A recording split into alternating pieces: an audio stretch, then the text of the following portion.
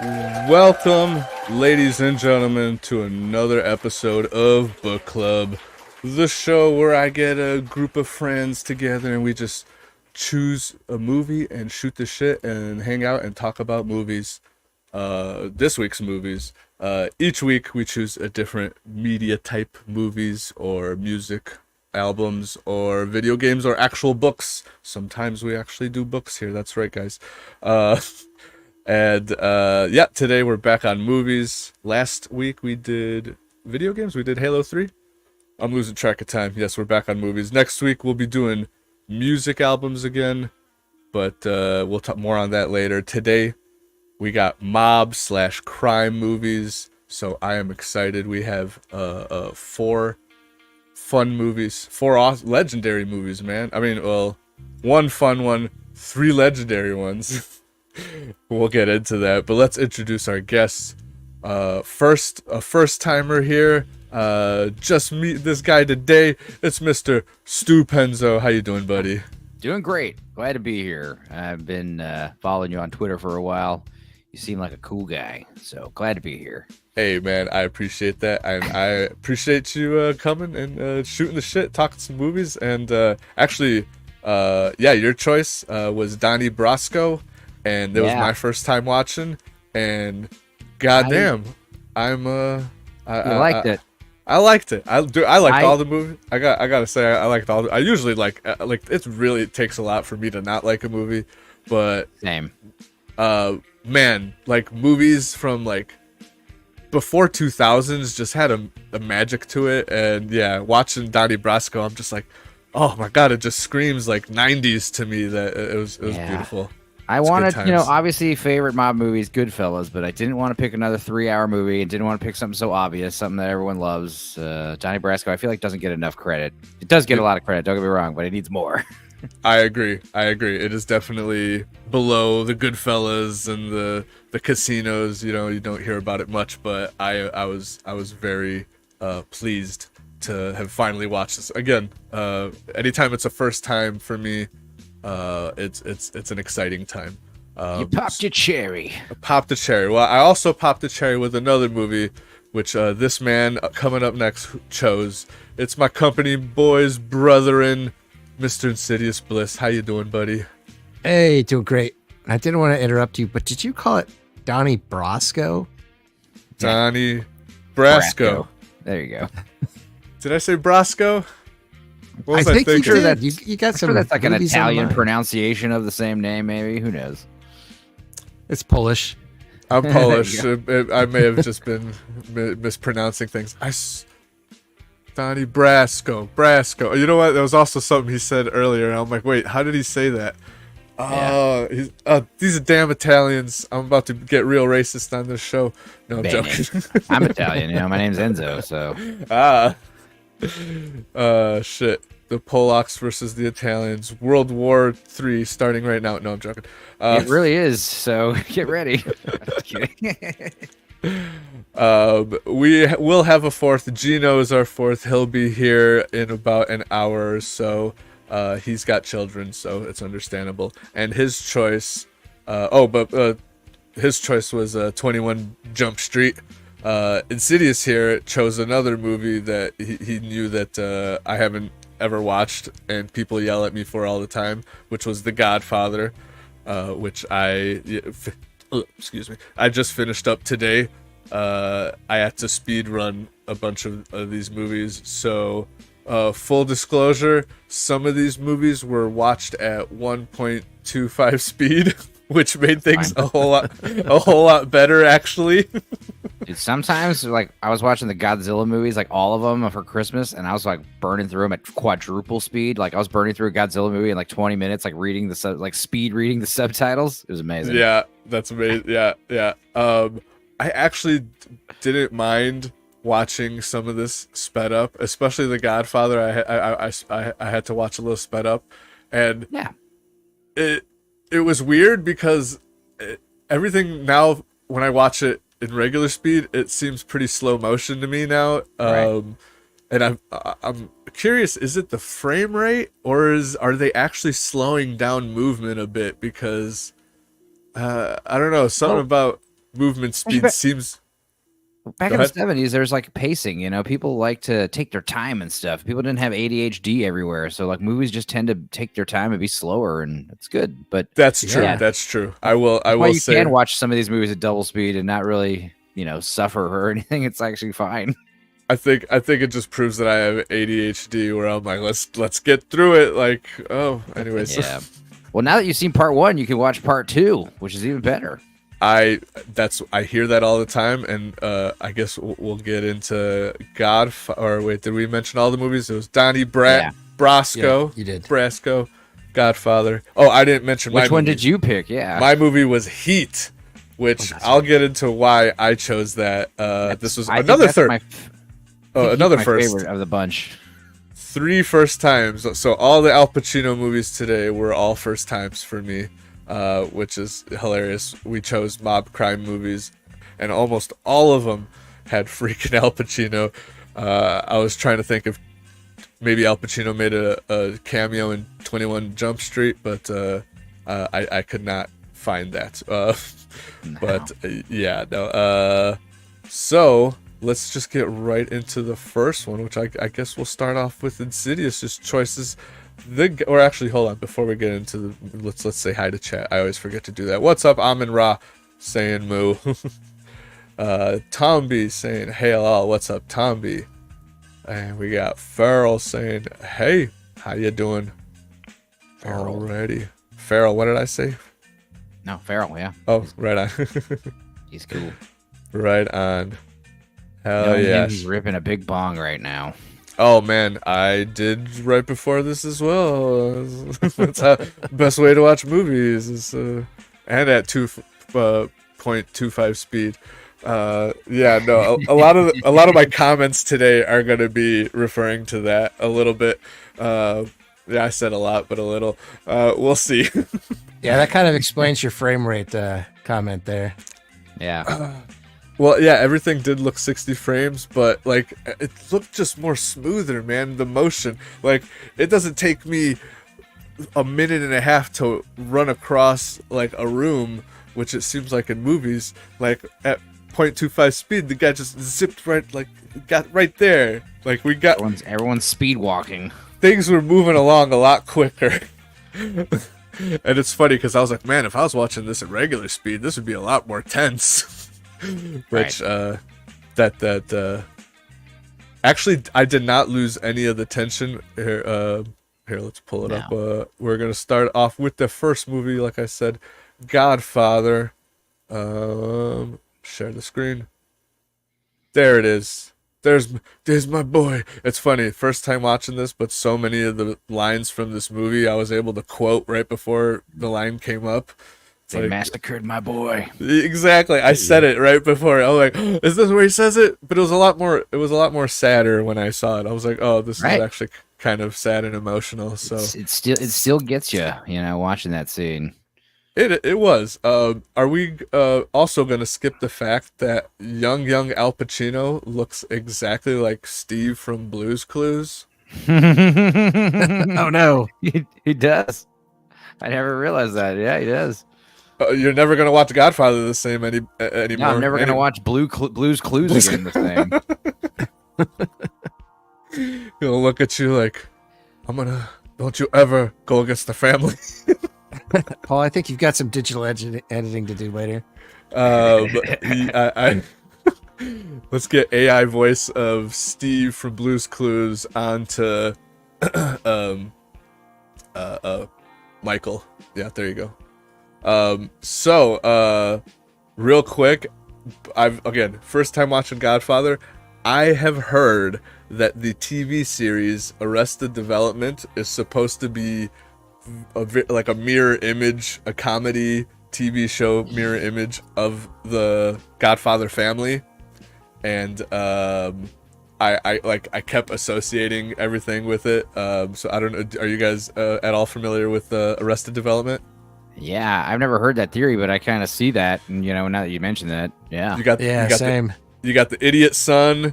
Right. I guess the oldest would have been I think a little bit of the, because I think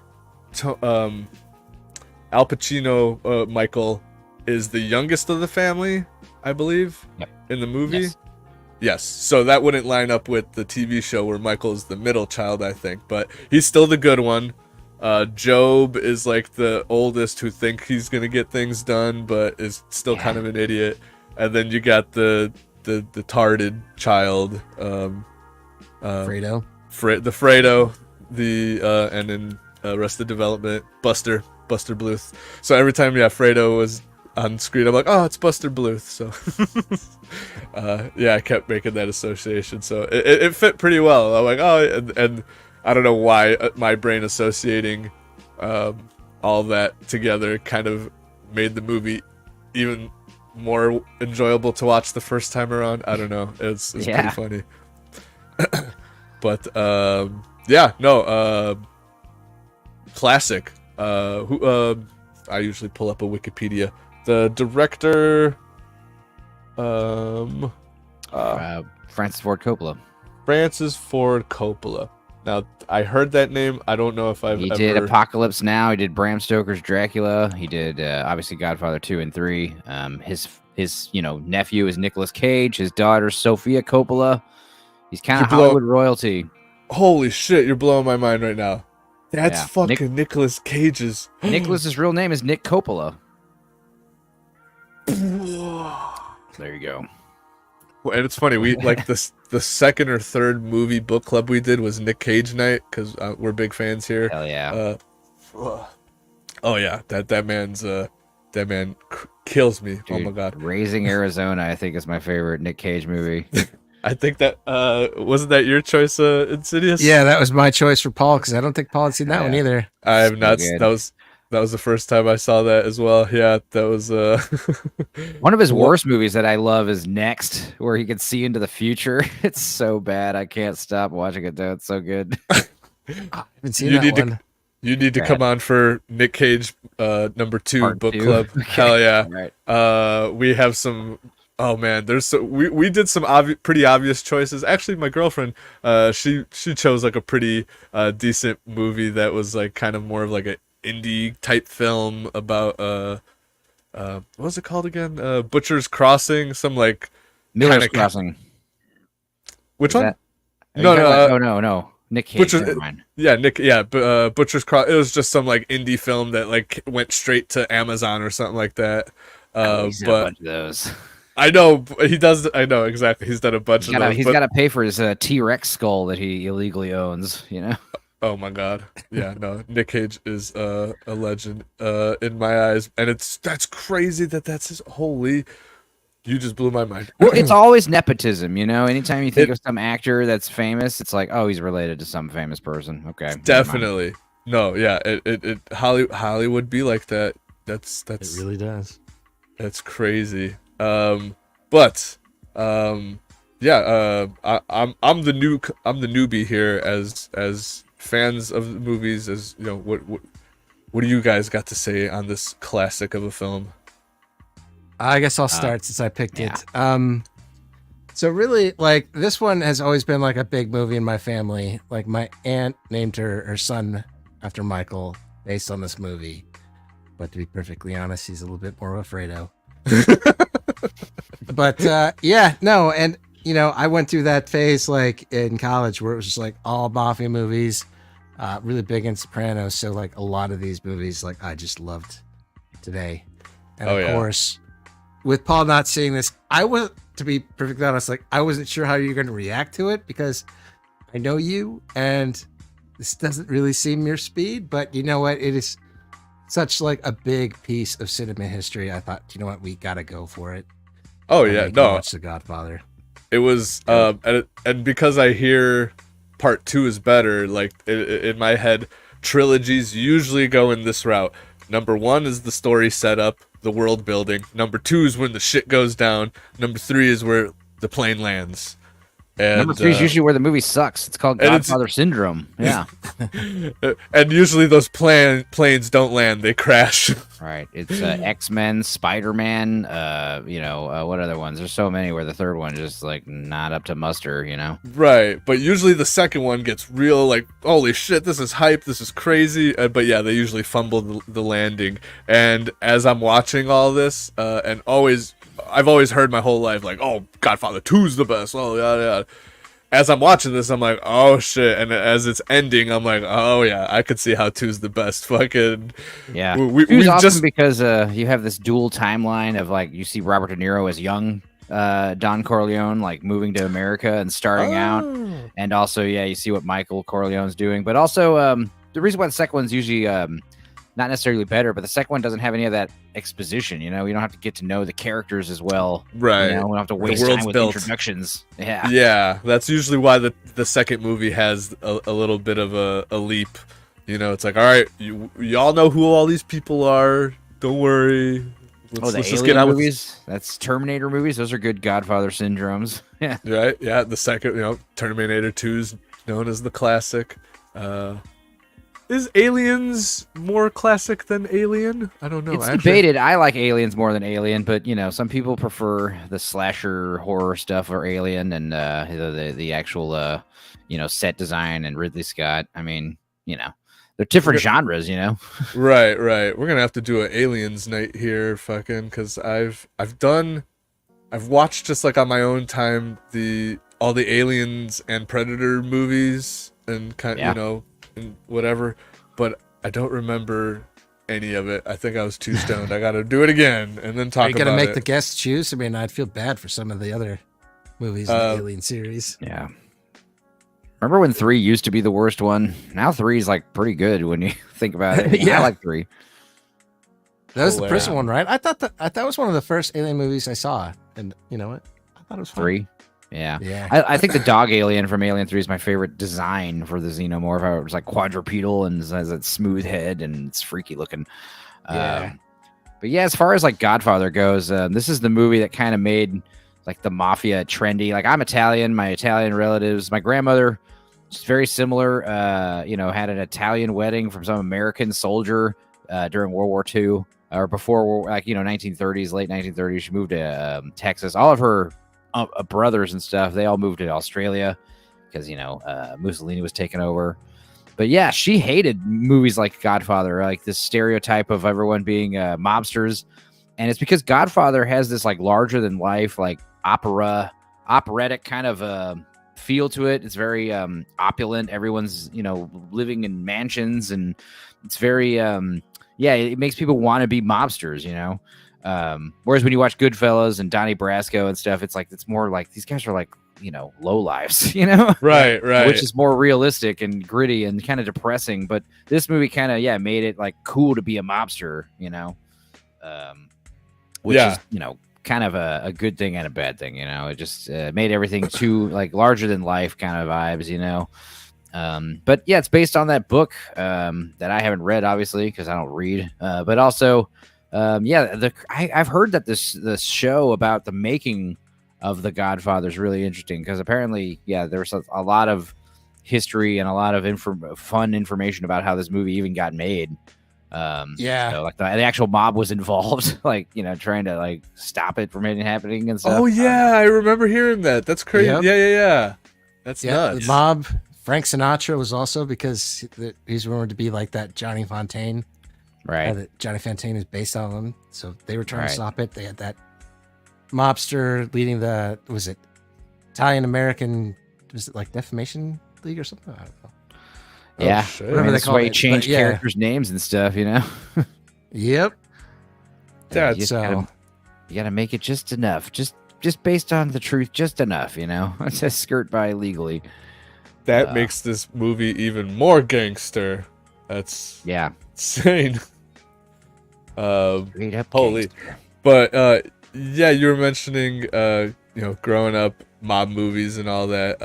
I live in Chicago where people here love fucking mob movies, and I don't know there's certain people here. I have a a childhood friend that I've known forever. His family, his parents, his uncles, like, yeah, Sopranos was their thing. I didn't really get into the Sopranos and all that till like late. Same.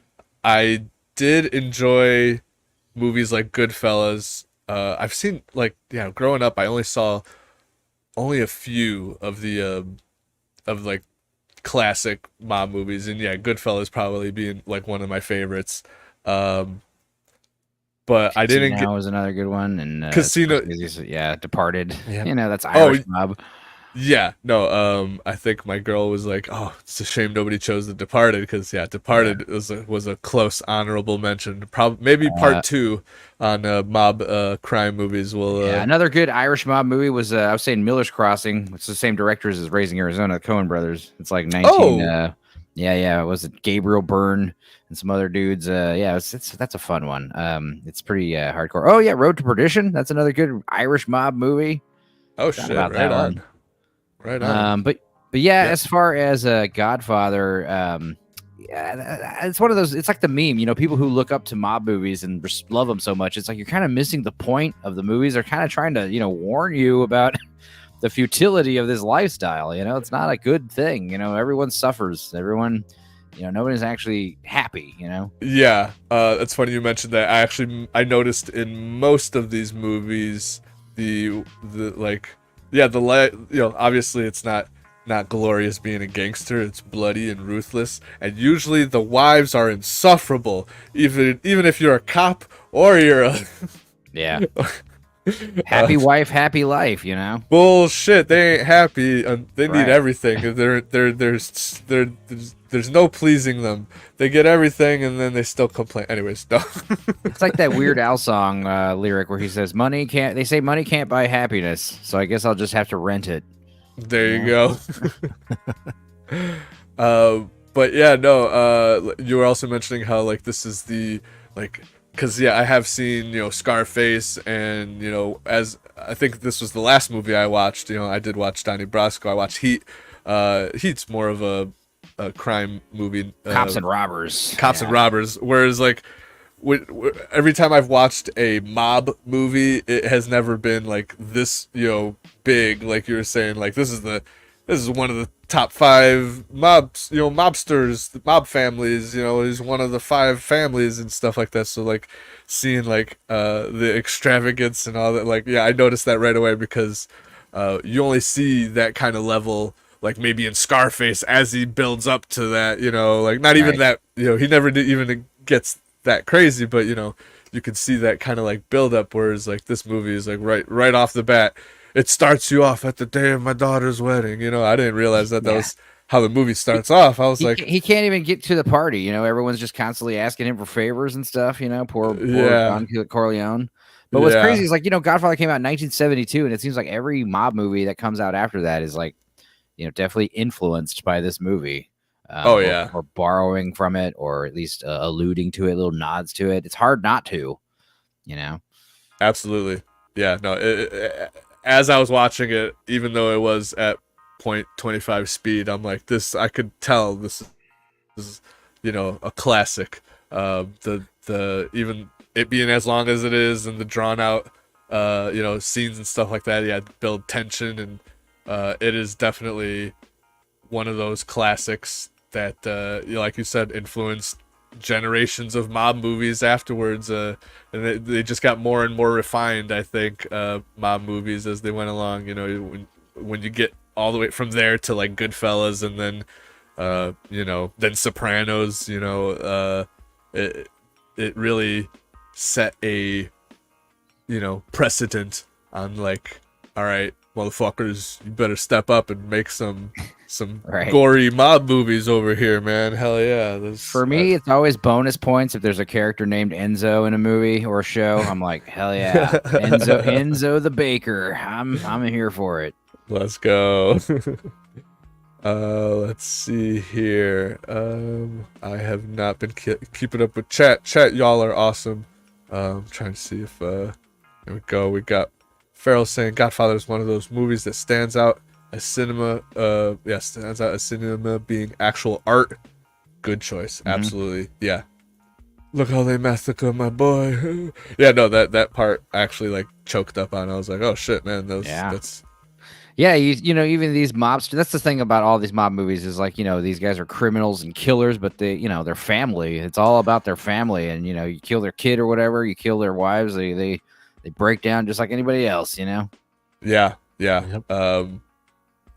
That's kind of like with the other two movies as well. Like, you know, we'll get into it, but I liked, yeah, in Heat, you know, the whole I'm a cop, you're a robber, I gotta do what I gotta do, you gotta do what you gotta do. You know, it's Yeah, with Heat is my favorite of the four movies, honestly. But the thing about the mob movies, especially like, you know, Italian and Irish mafia, because they're very religious. So like Yeah. there's this blatant hypocrisy going on where it's like, you know, obviously killing is a sin, but it's okay when we do it because whatever. And I don't know, they're always adultery is a sin, but it's okay because you know, I'm a mobster or whatever. Yeah. Yeah. Criminals, yes, but still had a code of honor. More than modern movies offer. That's Yeah, that's pretty one of my accurate. favorite parts when you know, Sonny, right? Sonny, James Caan's character, he gets killed, and you know, when Don Corleone finds out about it, what does he do? He's just like, I don't want no inquiries, I don't want no quest for vengeance. I just want you to call a meeting. This war is gonna stop. Yeah, that was. He's like, no revenge is gonna be taken. We're gonna break the code. And it's funny because as that was going on, that's like right when they're in Italy setting up to take out Michael and his wife, and it's like, you want to stop the war? Michael's ready to start a motherfucking war right now. I could see the buildup happening to two. Yeah. But yeah, very, very classic, classic movie there. I had something else. While you're looking for that, you talked about code of ethics too. Like The Godfather 2, right when it starts off, you have that guy in there looking for basically vengeance and revenge on what happened to his daughter, right? And so, you know, The Godfather makes a point. It's like, you don't come to me as a friend, you come here. And basically, he's asking him to kill the guy for money, Yeah. right? And, You don't even call me you know, Godfather. Yeah. Right. So, you know, you could see just like even though they're criminals, clearly there's like code, there's a way that you act and a way that There's a Yeah, hierarchy. Yeah. you compose yourself. So, Oh, I liked. I like that idiot that was it's like, Mr. Corleone. Luca Brasi. I am so happy for you to have invited me to this day. He's like practicing. He spends the whole party like rehearsing what he's gonna say, and then he still flubs his line when he finally gets to meet him. Because it's like meeting Don Corleone. If you're one of these guys, it's like meeting Paul McCartney or something. You know, Right. It's the top Big deal. it's top dog here. Absolutely, yeah. So yeah. And with a name like Brasi, I would have thought Paul would have remembered it. Brasi. Luca Brasi swims with the fishes. Like that was another one of those lines you knew about, right? I don't think I've heard that one. No, and I'm so terrible with names, man. That's like the worst. Like I'm bad with time. I'm even worse. This is why I love names. watching movies with subtitles, so you can just follow the plot easier. I even do watch it with subtitles, and names still just. With sound systems the way they are, you gotta have it because otherwise everything just gets drowned, especially with the muttering. Mumblecore. Oh It's like a my whole god! genre of movies, man. Yeah, I felt bad because last movie book club I made everyone watch Snatch, and people didn't watch it with subtitles, and they're like, I didn't understand a fucking word between either the Pikeys or the English people. None of them made fucking sense to me. Yeah, it's funny. That's why I always watch with subtitles. Always watch with subtitles, kids. It's a form of reading. It's the only reading I do. But oh yeah, I was trying to think of the scene. Oh, it slipped me You're again. saying Luca Brasi was practicing his lines, and then Oh no, yeah, I liked. No, yeah, that was. No, I just brought that up because I think Insidious was mentioning. Yeah, like people were bothering him. But no, there was a scene later in the movie that I thought was interesting or hilarious. I lost it. Well, one thing I do like about the movie is the violence is pretty it was pretty radical at the time, you know, like get people getting shot in the eye and the throat and blood pouring out, or like when Luca Brasi gets killed, you know, he gets strangled and he does the tongue. Yeah, Which is like yeah. kind of realistic, you know. It's like you just kind of lose control of everything, and you start, you know. I've yet to see a movie where people start shitting themselves when they die, which is, you know, That's more realistic. I want realism, I want your immersion. bowels. I want your bowel. I want the guy getting strangled and like urine just like going down his pants as it happens. You know what? Isn't 4D movie a thing where like now they spray mist into the theater? Yeah, I know how to enhance that. You just start smelling feces after a dead body. all you need to do is just vent the bathroom air into the theater during that scene, and bam, you've just enhanced your scene by no artificial flavors necessary. No, that's straight shit. That's your shit smell, audience. Anyways, Yeah. I love when you like fart. Someone smells your fart. It's like you're like living inside them now. You know. Well, now I'm never gonna think of the of a fart the same ever Anytime again. you smell shit, dude, that's like fecal particles going in your lungs. Like that's what that is. So just keep that in mind. Well, your nose is connected to your brain, so right. Oh right up in man. Yeah. Oh man. Now if you were walking to a public restroom and you can smell a guy's shit, that means his particles are going in your nose right now. Well, life has just been ruined for me, guys. I gotta shut this show down now. Goodbye. No. I love shitting in public restrooms. It's my favorite. I love when you're in I love when you're like a porta potty or a public restroom. Someone knocks on the door or tries to get in, and I always say the same thing. I'm like, "Come back with a warrant." That's a good one. I just say, excuse me, no, excuse I shitting now. I shitting. Back to The Godfather. I don't know how we derailed from shitting into particles in your nose. Now I have a new nightmare. I'm getting mad. Waking up with a damn, real horse head in your bed. Okay, that was one of the scenes it's funny because as that happened I was like, I've seen this trope or whatever this the parodies, you've seen parody, the joke, the references, a million times, and as it's happening I was like, damn, that was cold-blooded because that dude really loved that horse. That was cold-blooded. So like I really felt the weight of why it became a parody. That was the exciting part about this is all the classic lines and stuff like that. I actually get to feel the actual weight of how inspiring that was to like generations of people to just quote the fuck out of those and take inspiration and parody and all that. And what a classic of a movie. It definitely still holds up as its own. If delete all the things that I knew prior to this movie, if I just watch it as it stands. Insidious, you want to tell Paul about the truth about that horse head? Was that an actual horse head? Isn't it? I'm not sure if that's verified. Is it? It was a real horse head they bought from a dog food factory. And the thing is, the actor didn't even know they were going to do that. So his reaction is like pretty real because he's like, "What the fuck? That thing looks real." And then he's like, "It is." It's like, oh damn, my God. It did look real. I'm not going to even lie. I was like, that looks a little too good for the 70s. I think the blood is fake. But I'm sure they added the guts and all that. You'd be surprised how easy it is to buy a severed horse head. Just go to the Alpo factory. Like it makes sense. That does make sense. It's not as gross anymore. It would have been gross if they're like, hey, let's get the horse and cut his head off right now. Kill the horse. Yeah, that's fucked up. Yeah, that would be nuts. But yeah, if you could buy, you could get anything at those Chinese. I think the Humane Society was a thing in the 70s, right? But Chinese markets were everywhere at that point. Oh yeah. Shark fin soup.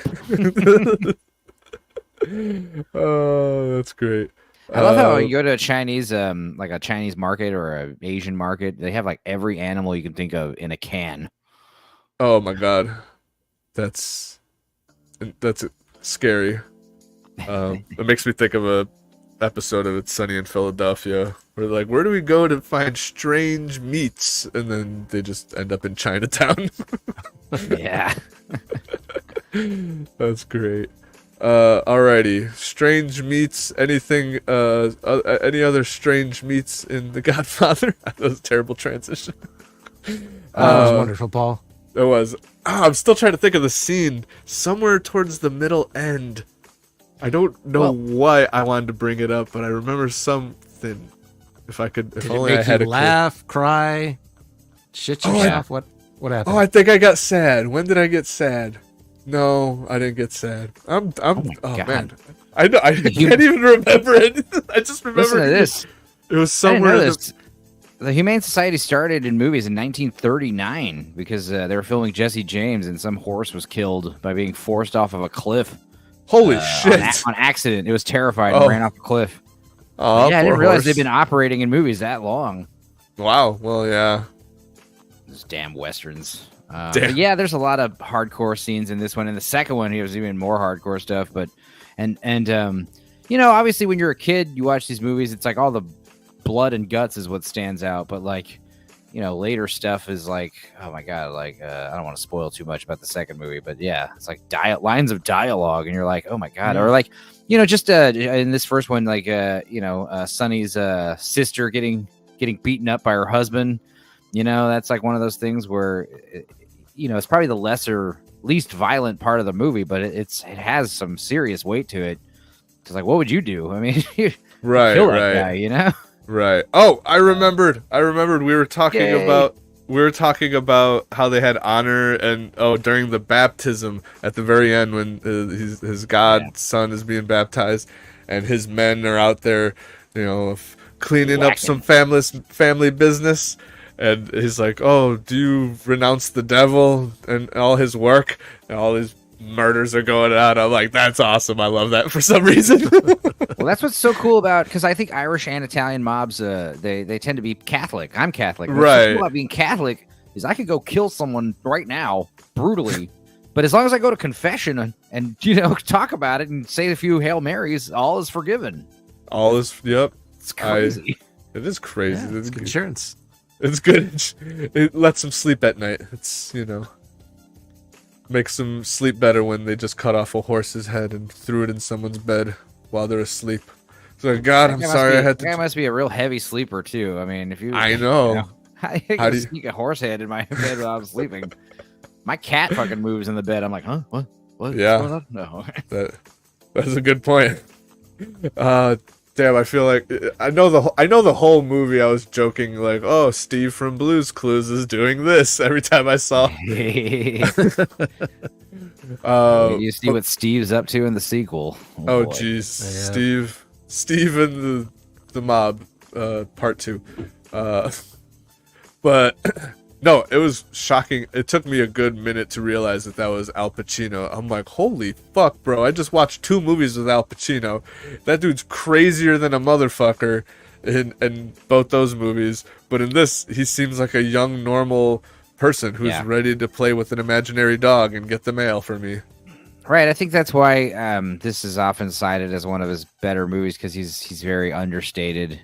You know, in the Godfather movies, whereas like usually Scarface, Scent of a Woman, at Devil's Advocate, even Heat, the Dog Day Afternoon, he's always like over the top. You know, he's really good at yelling and you know, you got a great ass. You know, I did not, dude. I didn't realize that was Heat. I was like, that's from Heat. Hell yeah.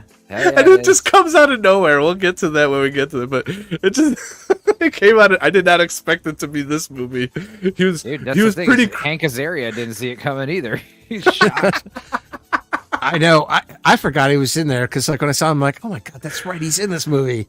Oh, that was great. Huge cast in that movie. Well, you know what? That's a good transition. If anybody's got any last words on Godfather, we could move on to Heat.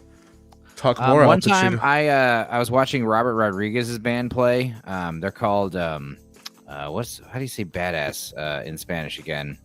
Oh God, I can't remember. But yeah, his band was playing, and they do this thing where it's you know, they just kind of stop playing for a second, and they'll be like, "Hey, anybody have any suggestions? Like, anybody want to hear something?" And they'll shout like, "Oh, his band's called Chingon," and they'll be like, yeah, you know, play the Batman theme, and they'll just, you know, play the Batman theme. They'll learn it on stage. Well, I was there, and they did do the Godfather theme, and they learned the Godfather theme on stage. It was awesome. That's sick. Yeah. Hell yeah. Hey, that's about the same. It sounded at 1.25 speed It's a little faster like that. Yeah. But no, Solid film. yeah. Yeah, Two great, thumbs great up. soundtrack. Great soundtrack, great cast, just great acting. I had to look up what Marlon, like, because everyone's like, oh, Marlon Brando. I couldn't. I'm like, I don't know him in anything other than this. What is, you know? And then I looked him up and like, oh, he used to be a hunk. Typical. Yeah, no, he hunky. he was a hunk in this movie. Like, this movie really pioneered old age makeup. 'Cause Right. he was not much older than you know, his sons in this movie. Like James Oh, Caan right. and what's the other one? Robert Duvall. He was like around that age. But yeah, he's Oh, Street so they Cars really. there. Yeah, he worked with Francis Ford Coppola also in Apocalypse Now. He's the crazy general they got to go rescue. You know, fucking kill. Oh shit. That's right. Yeah. Damn, I gotta rewatch that movie too. There's a lot of movies. I love Marlon Brando in The Island of Dr. Moreau, where he's all fat and crazy and just like, you know, doing whatever the hell he wants as an actor. Is so good. Yeah, I saw that movie in the theater so long ago. There's a really great documentary about the making of that movie and how you know, the filmmaker Richard Stanley basically went crazy making it because he had a lot of problems and then they fired him. So he goes crazy and then he like infiltrates his old movie like as an extra and he's like spying on the movie. And they also talk Holy about like how shit. the actors were like, you know, the movie was pushed behind schedule a lot, so all these actors were like literally stuck on this island, they couldn't leave. It was a crazy ass documentary. It's more interesting than the movie. Yeah, definitely. No shit. Damn, Yeah. I got some homework to do. I'm looking. I'd never even heard of the Island of Dr. Moreau. Val Kilmer? What the fuck? Yeah. Oh, it was such a weird movie. I like weird. Yeah. Oh, what's her face? Fairuza Balk. Yes, I was just thinking Yeah. from Fucking Waterboy. Waterboy. Yeah. Yeah, the craft. That girl, the devil. She showed me her boobies and I like them too. She got that crazy Waterboy impression.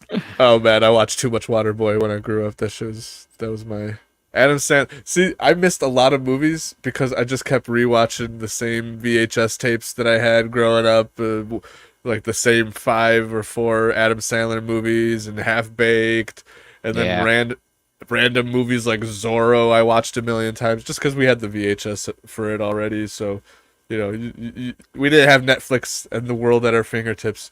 We had a stack of VHS tapes that we were able to rewatch over and over, and yeah. Yep. Yeah, I have like Ace Ventura 2 and From Dusk Till Dawn and RoboCop. I have these movies like memorized, you know?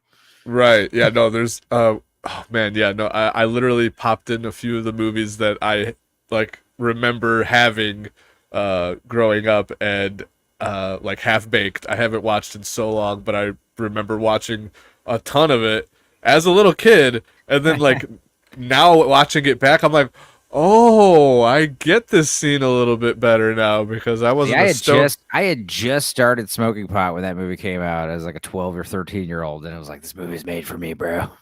Yeah, no, I was a child when it came out, and then I started smoking pot, and then now years later I watched it again. I'm like, oh, this is even a lot funnier than I thought it was. Hell yeah. What are you gonna do when you find out you're a janitor, yo? Custodian, dick. Dick. Yeah, it was crazy. I was able to recite every line from that movie, even though it was like 10, 15 years since I watched it. But because I watched it so many times back in the day, it's insane how memory, like, you know, visual and audio cues will just trigger memories. And I'm like, oh, for some reason, all these lines are coming to my head now because, you know, yeah, it's hilarious. But yeah, it's like the blind man said to the deaf dog as he pissed into the wind. It's all coming back to me. That's accurate. Farrell said, Happy Gilmore 2 is on the way. Well, I you know, we'll see. I'm sure Netflix is gonna pay Adam Sandler a shit zillion dollars for no reason. Yeah. There's really rarely anything new that I am not, you know, sus about. Everything new that's coming out, I'm like, I have my doubts on The best you can everything. be is cautiously optimistic these days. And when something's good, you're like amazed. You're like, well, that was good. Yes. That was Yes. good. Oh. Because expectations my expectations on movies have just dropped to the ground, so that when something good, we are actually in a day and age where just a regular ass movie could come out and thrive because it's not filled with shit that everyone's so tired of hearing about. So I am. The other thing is, like, movies nowadays that are good, like, if they want to be fresh, if they want to be original, they have to be super weird, because everything's been done already, so if you're going to think of a movie that's original, it's got to be out there, and they're out there, but few and far what was between that now. Nicolas Cage movie we watched? That's kind of weird, but that was great. Oh, the With unbearable Pedro weight, Pascal, I think. the Yes. unbearable massive talent. That was that was a good fun, just regular movie. Post 2020 and all the craziness, for that to come out and still be that fun of a ride is like, that's the rarity that you get these days. Whereas like something that's kind of similar that is on the list, actually, like 21 Jump Street, it's also a silly kind of movie, like kind of like that Nick Cage movie, but at that point it was like the late 20 something when this movie, when did 21 Jump Street come out? It's like, okay, 12. So by that point, I not to jump ahead to that movie, but like I feel like movies during that time, like that kind of comedy where it's just like over the top, kind of self-aware comedy, it was starting to run its course, and so it was refreshing to like see like 10 years later with that Nick Cage movie kind of bringing back that just like straight up over the top. You even have your drug scene in have you seen Unbearable Weight of Massive Talent? I love meta stuff, meta is the new nostalgia, basically. Right. Yeah, and that movie was super self-aware, and I really did enjoy the crap out of that movie. That was also on Nick Cage book club. We had that, Raising Arizona, Butcher's Crossing, and I forgot what the last one was. But we've almost mentioned all the Nick Cage movies talking about Godfather. Moving on. We're going to bring up the next movie here. Let's see. How do I do this? There it is. Are we going chronologically, I guess, huh? Hell yeah. I actually am just randomly picking them, and this just happened to be... We'll go chronological. Yeah. Gino is in the chat, who will be joining us in a bit, saying Willy's Wonderland is a great Nick Cage movie. Doesn't he like not have a single line in that movie? Isn't that the Five Nights at Freddy? Yeah, my girlfriend watched that. She's a big fan, and she's like, I just watched Nick Cage do a Five Nights at Freddy movie, and he didn't say a single fucking word, and it was like the best fucking thing ever. Yeah. What about do you guys watch Mandy? That one rocked. And I've heard Pig. Pig is like, I think Nick Cage recently said, if he said, I mean, obviously, I recently watched Leaving Las Vegas for the first time, which is really, really good, and he deserved that Oscar. But he said recently that his new movie, that if he could recommend one movie that he's been into anybody, it would be Pig. Pig was amazing. It was really cool, and that's what I was talking about, like an original movie that's just super weird but very good. Right on. Yeah. I heard another one of we're still on Nick Cage. I heard another one of his movies, like Long Legs or something, like a horror movie. Long Legs was dope. It was creepy. It wasn't scary or anything, but it creeped you out a little bit. Right on, yeah. Shout out Nick Cage, man. That dude's a legend. I'm happy anytime a movie's doing well and he's in it. Like, what was the one he was in before, the vampire movie? Renfield. I was like, this movie looks stupid, and then it shows up Nicolas Cage. I'm like, all right, I might give it a shot. I mean, the movie is stupid, but he's the best part of the movie by far. Yeah, I watched that over the weekend, I think. Oh, did you? Right on. I don't know where. I was just like, oh, it's like on. I think it was like leaving somewhere, like your last chance to watch it for free. Right. All right. What's interesting is Renfield and Longlegs both kind of end with Nick Cage like shouting "Hail Satan" over and over again, which is a little strange. Is that like in his contract now, where he's got It must be. My goodness. It may praising be. Dark Lord? Hilarious. Alrighty. Heat. So what do you yes, think of Heat, man? I loved this movie. Now I'm gonna couple stories I have. Again, this was another first for me.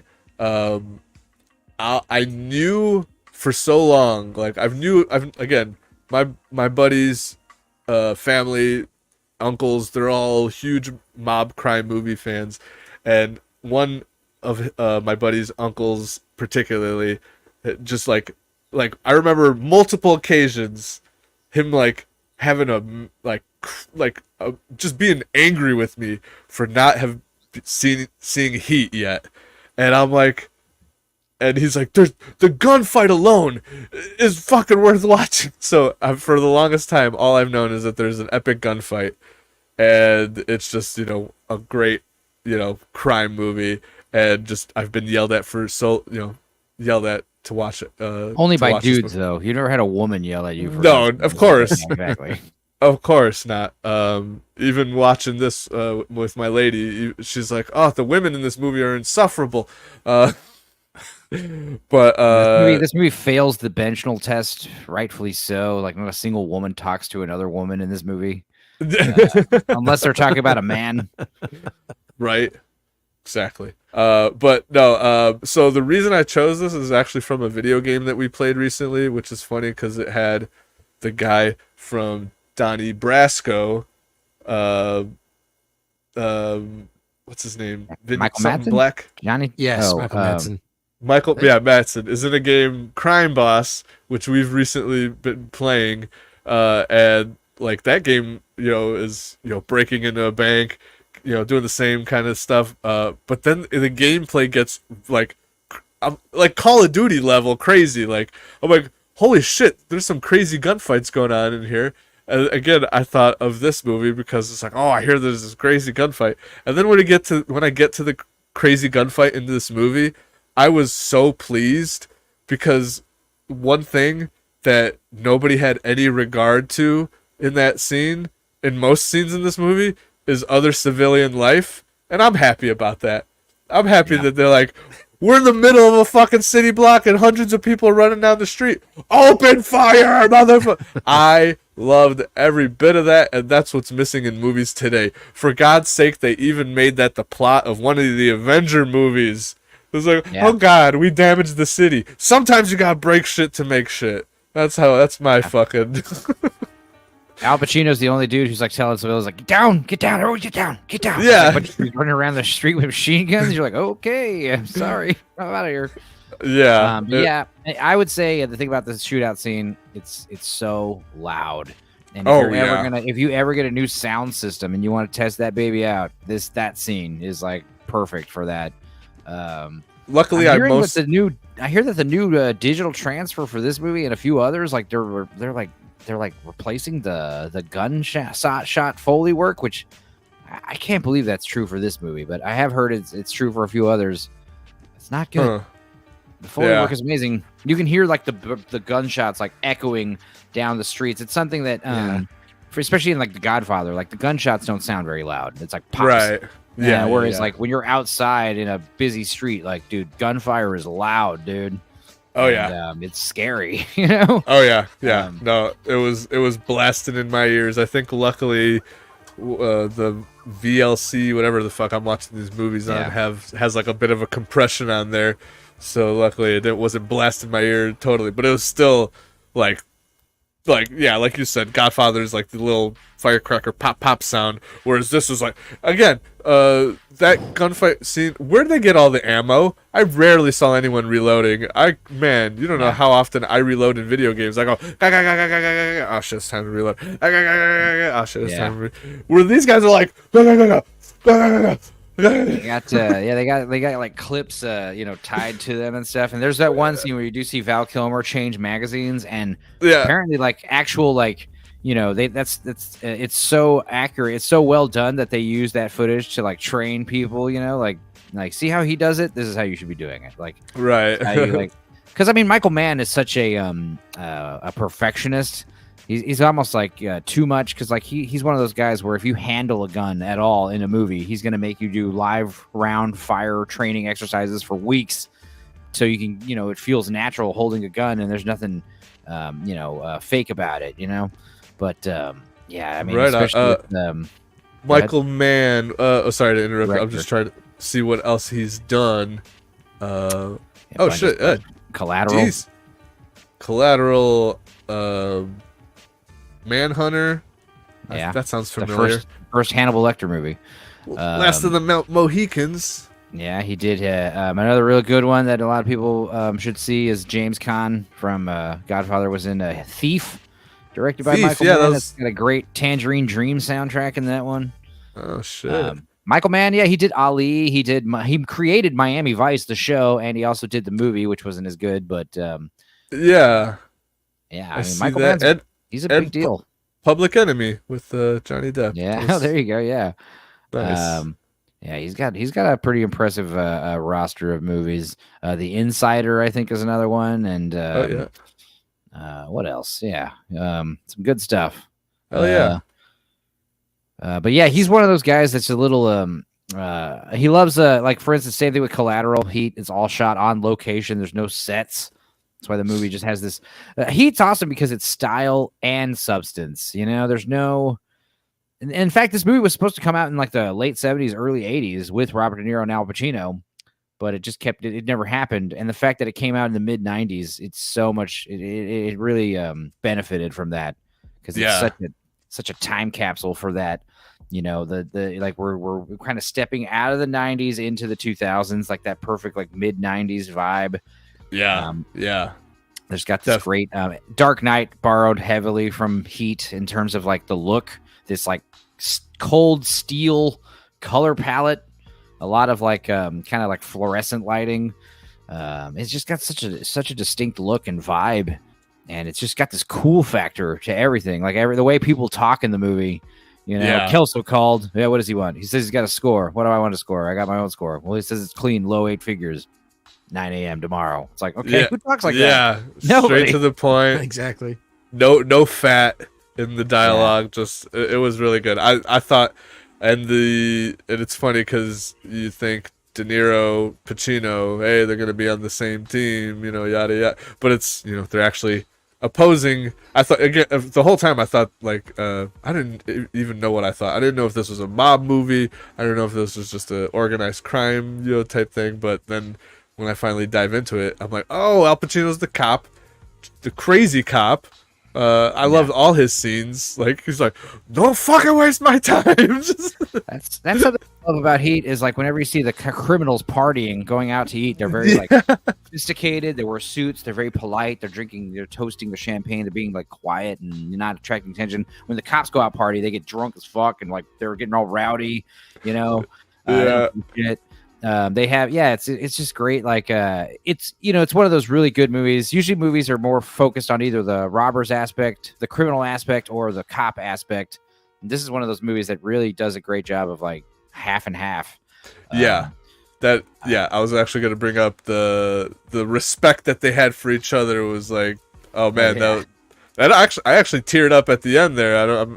We do spoilers here just to let people know. Told you I'm never going back. It's a 30-year-old movie, So. I know. I like to warn people, because I like to. You're doing a review and a talk about a movie. You're gonna leave out the end. It's like it's like having sex and it's like, all right, I'm about to come. I gotta go. All right, bye. So we gotta talk about the spoilers. But yes, at the end that. Dude, all right, I watched at 1.25 speed. My heart was racing at that very last scene where the planes are flying. That, too, was disorienting even for me as the watcher because the planes would fly over just loud as fuck. So loud.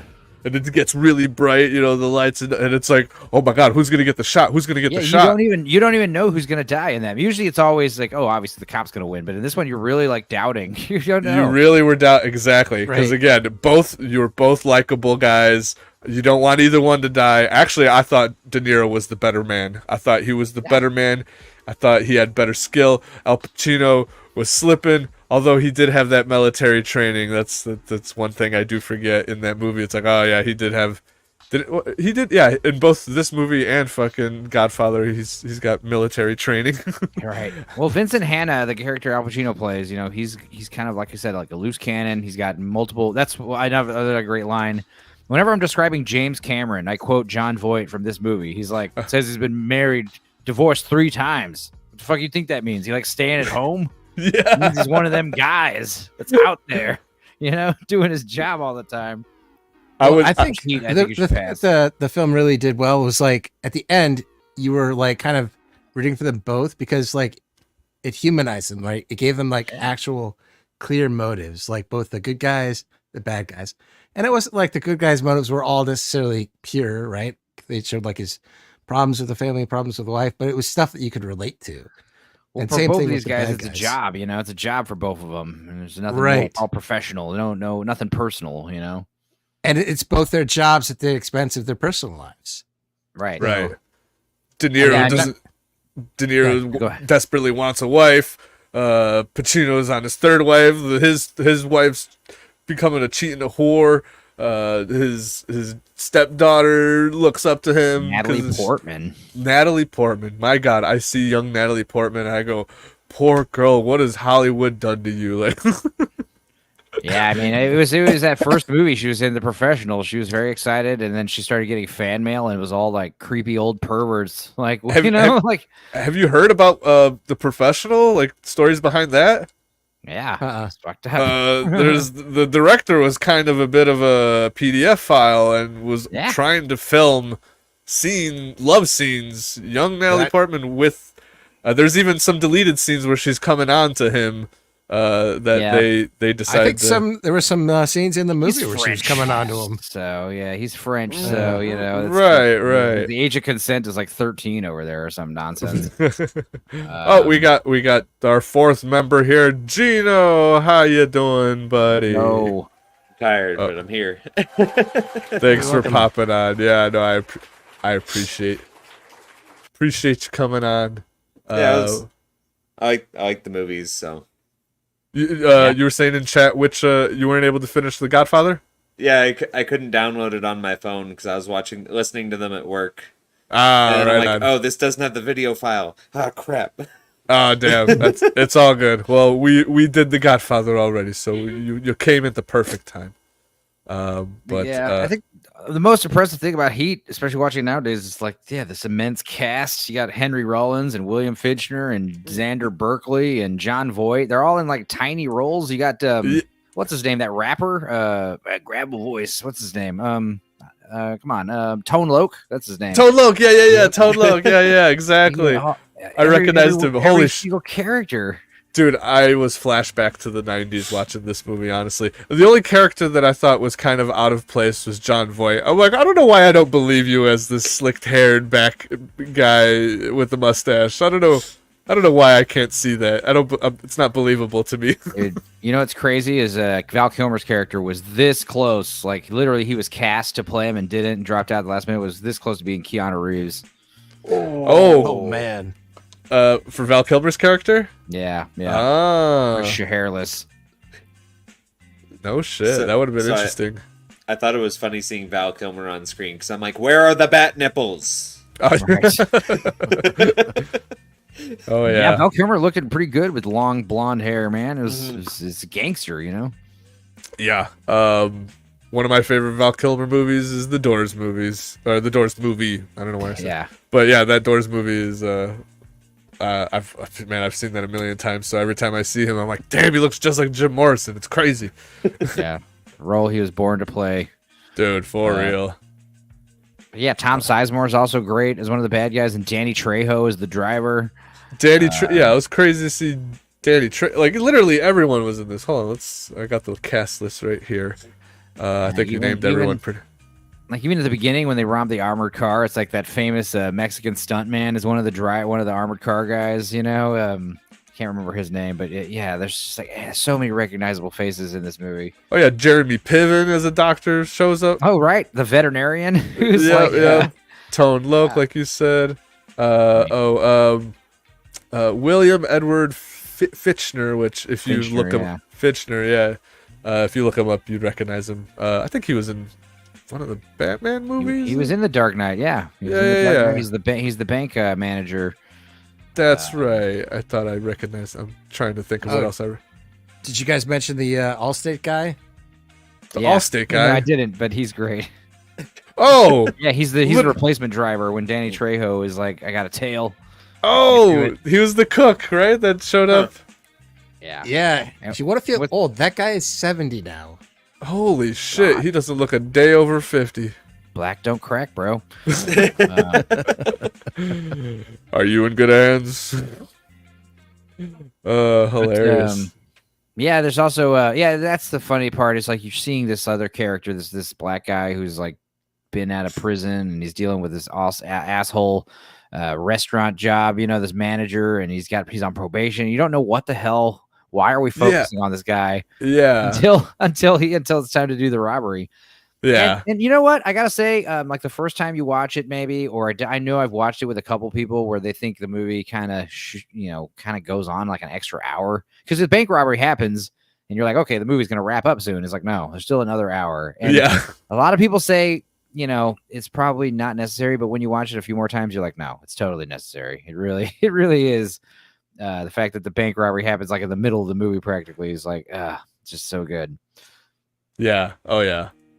Yeah, no, I forgot that it was like a 3-hour movie because, like, I thought, like, I got Godfather done. I'm like, all right, the rest would go quickly. Cause, like, Heat for me, like, when you watch it, it does not feel like you're watching a 3-hour movie. It goes by exactly. quickly. Godfather feels like a 3-hour movie. Yes. Yeah. Heat is. Yeah, it is pretty action packed. I'm not saying Godfather also has slow pacing, but it also takes place over the course of like a longer period of time. Long time, yeah. And right. I mean, there's just like we said, like people walk across a room, take some time. They take some time with stuff.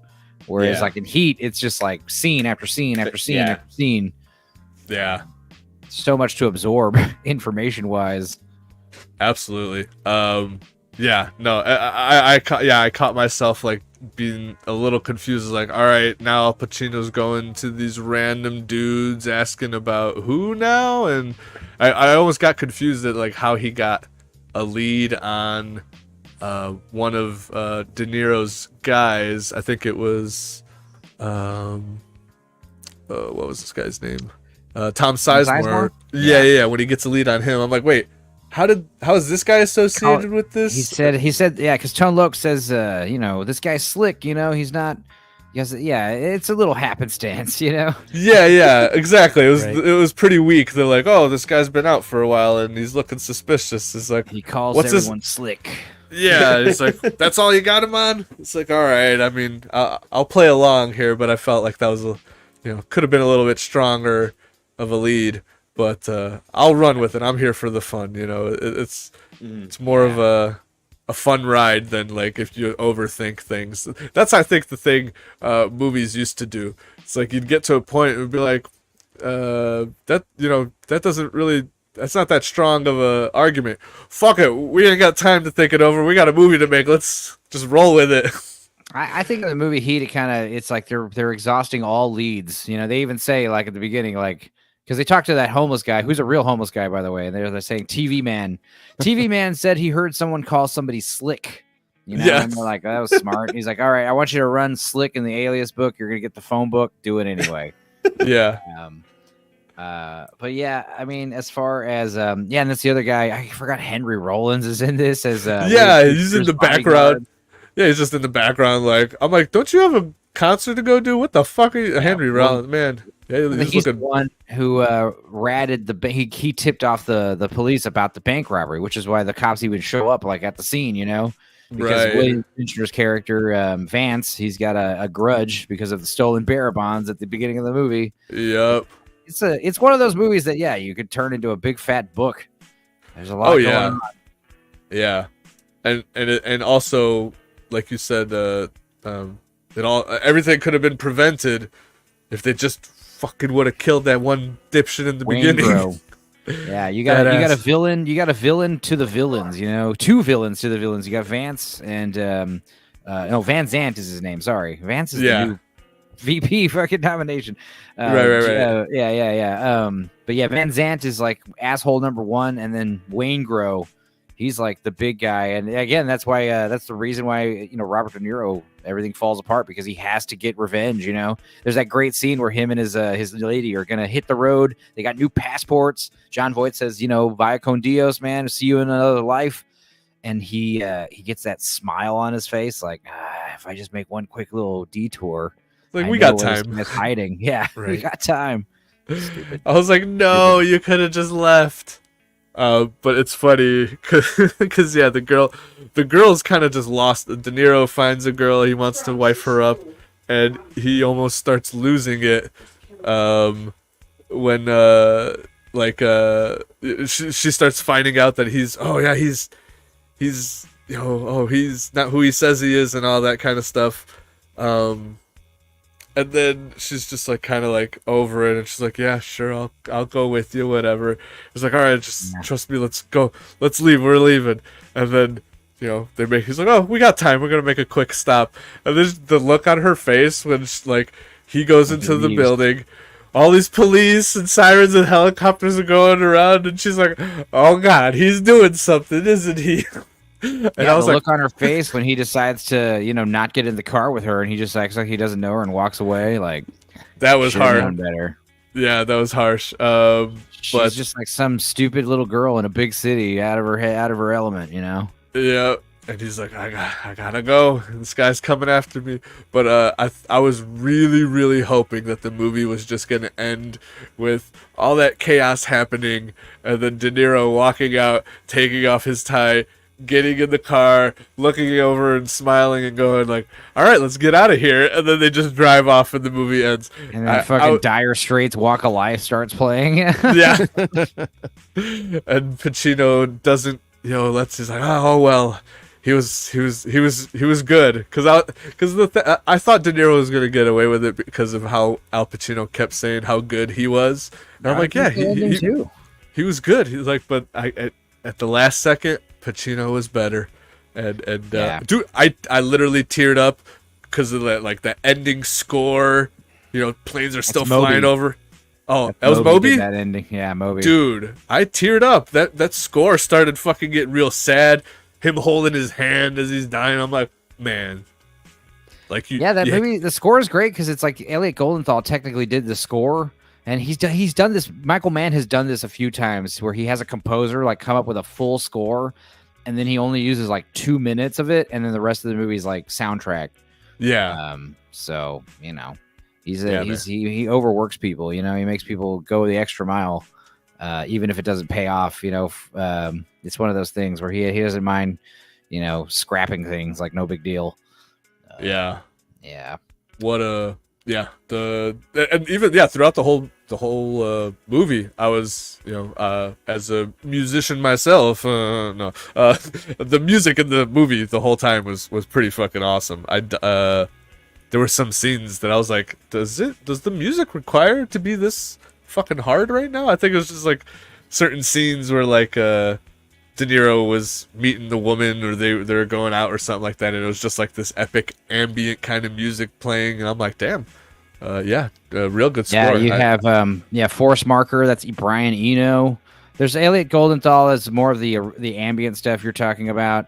Okay. And then, God moving over the face of the water. That's the end credit song by Moby.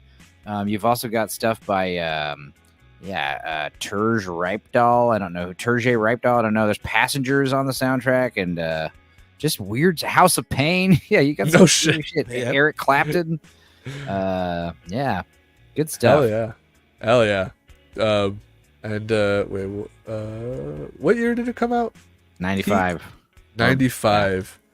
Damn. Another thing that's super cool about the movie is they talk about how Robert De Niro's character was in prison at I think Chino is what they said, but this is why he has a perfectly steamed collar all the time, because that's like he got accustomed to doing that, I guess, because that's what they make you do when you're in that prison. They just have your collar perfectly steamed.